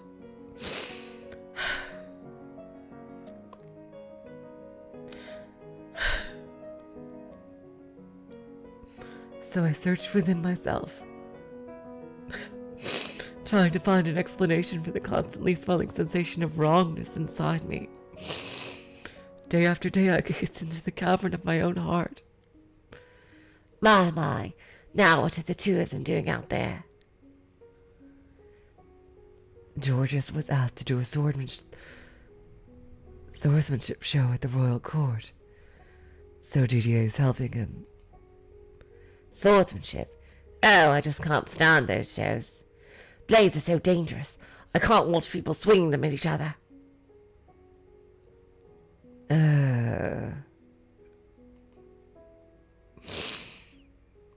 Why don't you come back to your room with me, Michel? I would love to teach you how to sew. But, Mom, I want to watch them practice. Michel! First of all, you need to watch how you speak, young lady. You do not call me Mom, you call me Mother. That is what happens when you spend so much time around boys. As your mother, I don't approve of your playing chess or making art. Ironically, in the future, those aren't seen as, like, particularly masculine things at all. And jeez. A woman has no need for such skills. They will only make you look insolent. But I want you to grow up to be a respectable woman. That is my job and my dream as your mother. Oh! Oh God. Oh God. Oh God. Yeah, that's not happening. Now come. I would rather you looked at some fine embroidery with me than a couple of sweaty men. Yes, Mother. You are my little girl, after all. Oh, God, I bet that spikes him right in the fucking... Oh, God. Oh, God. Spending time with my mother was agonizing. Was it because her world was so isolated? No, that wasn't it. Her gentle voice, the sweet scent of her perfume. The way she constantly told me how much she loved me. And her diatribes about how wonderful it was to be a girl. That must destroy him. Everything she did put so much pressure on me. But above all, she loved to say, oh God, oh God, oh God.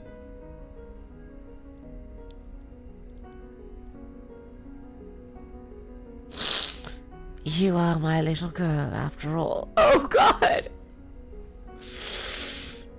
And there was nothing strange about that at all. Every time I looked into the mirror, I saw the daughter of a noble. That was who I was. So the only thing wrong was how I felt. But every time I was faced with the reality of who I was, my heart wavered. I had no interest in learning how to embroider. I didn't understand why that was necessary. I knew what purpose it served. Everything she taught me I would need when I was wed off to some noble boy, and it was my responsibility to learn those things. It didn't feel right, though. I couldn't even accept the fact that one day I would be married. It was but an ominous shadow lurking in my future.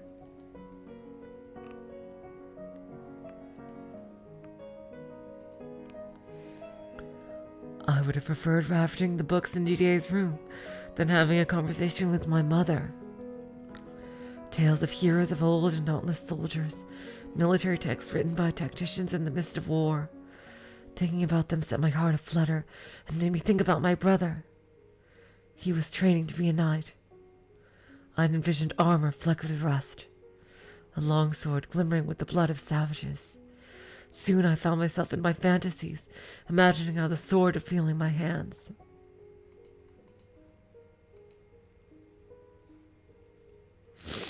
The sensation of the hilt beneath my fingers, swinging it gallantly like my brother. How heavy was it? How much muscle would I need to carry it? How much impact would I feel in my hands when I struck something? How restricted would my vision be wearing a helmet? How much did it weigh? How hot was it inside? I had no way of answering any of those questions, though.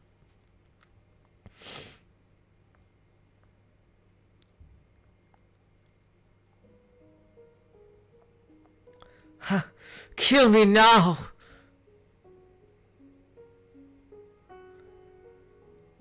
I have some cloth, if you'd like to wipe yourself off. Oh, yeah. Thanks. Ugh, I'm so dead. You were at it for a long time. I've never known Dee to half-ass something once he gets started. Which, I guess, is what makes him not material, but... Are you opposed to him becoming a knight? Well, you know, I'd kind of assumed he'd inherit the estate and handle taking care of everything. So it's like, why's he gotta go and be some priest's whipping boy? Don't tell him I said that, though. He wants to fight for the greater good. I don't know. Despite the name, he wouldn't be doing much fighting himself. Anywho, someone as passionate as him might be able to make changes for the better. Changes? He knows what condition the order is in. That's why he's joining. Figures he wants to whip him into shape. Melt him down and revolt the whole thing.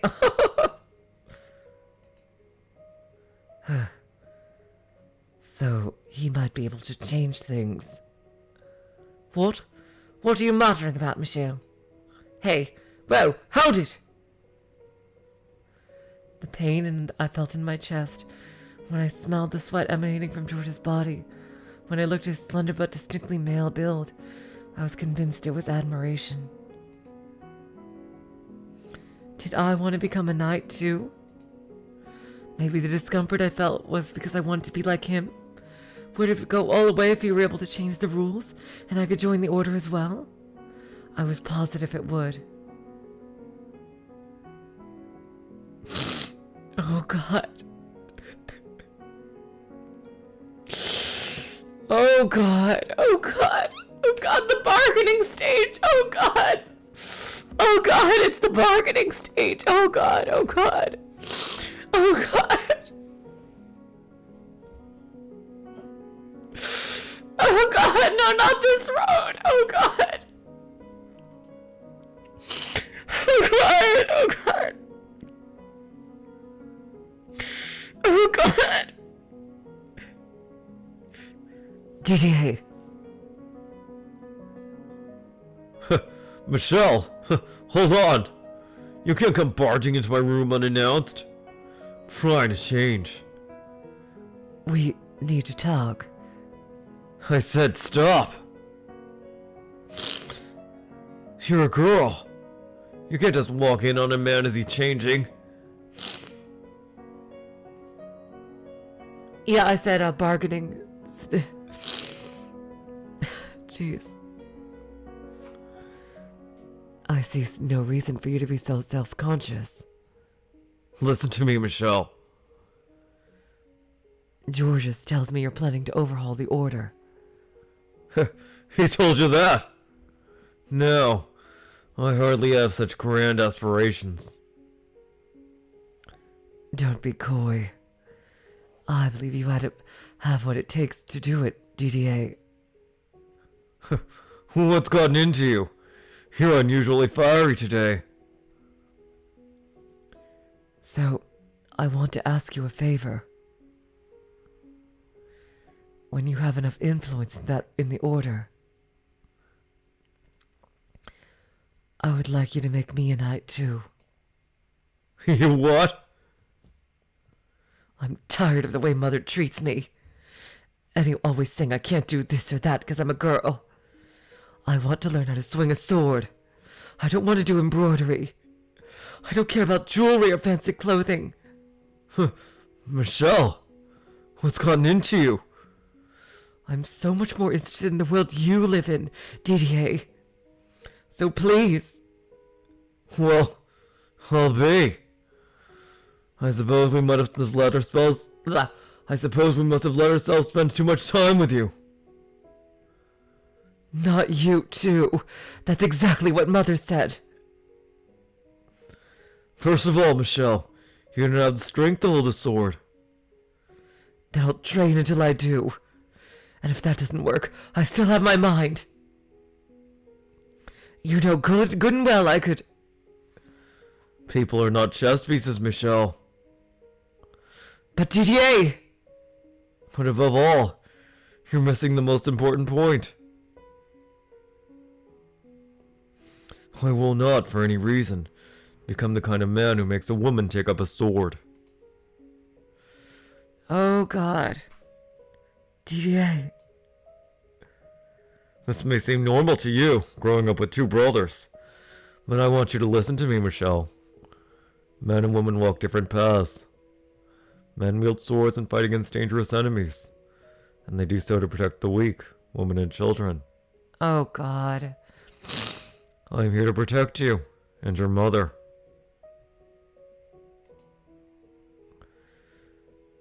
Oh God. Oh God. You're no different than her. You don't treat me any different than her. Honestly, what's gotten into you, Michel? Why wouldn't I treat you like a daughter of the Bollinger estate? Your brother and I, we never meant to make you think. Forget it.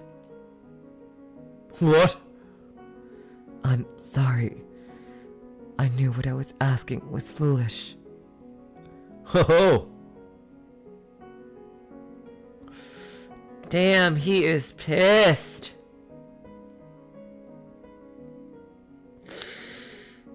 But I thought you would understand how I feel. Even just a little bit!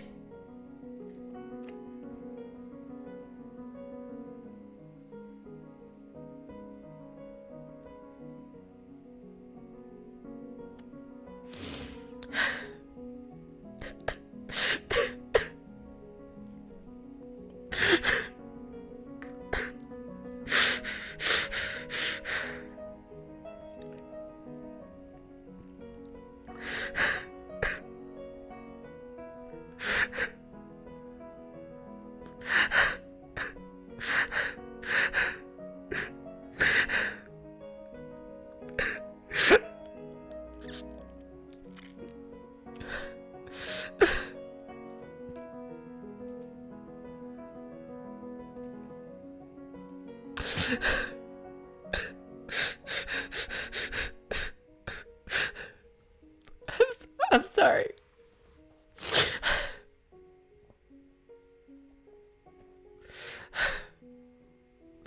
Yeah, you guys, yeah. Swords are a lot heavier than you'd think. Like, the way, like, characters wield them in games and movies, they're actually extremely heavy.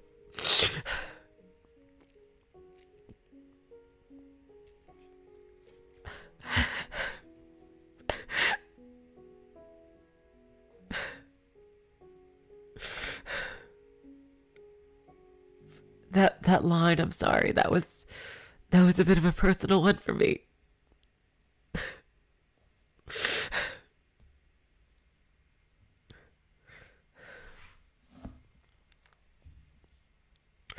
What was I expecting him to understand?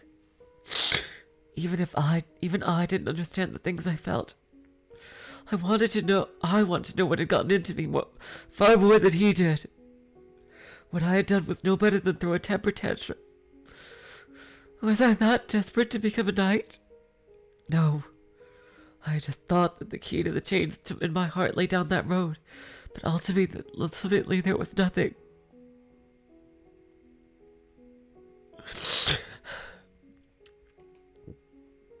Assuming DDA had agreed, and assuming I did become a knight, it wouldn't do anything for the core problem. As I dashed from my brother's room, I snuck a peek at him. His face was filled with an intense perplexity. And how could I blame him? I had tried to push a dozen different ideals onto him at once.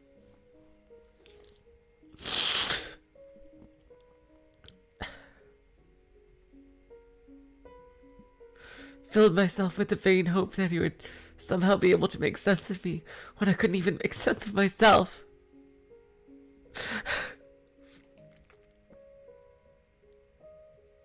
And now, bubbling with unwarranted anger at being let down, I fled to my own chambers. I could only imagine how frustrating that must have been for him.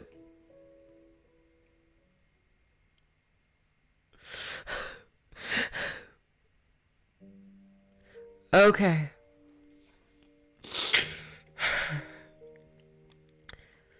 I think now is a good place to stop, because, oh boy, looking to, this is gonna be a really sad one. Michel's door.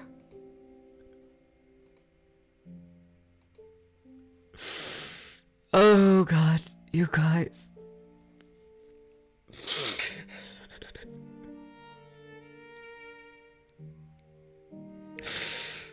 You guys. Yeah, I think this is a good break too, Joel.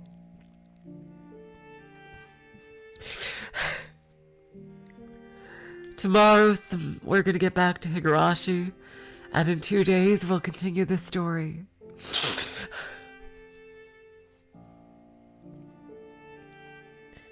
This is amazing. I don't use social media. Joel, sorry. Just the Discord.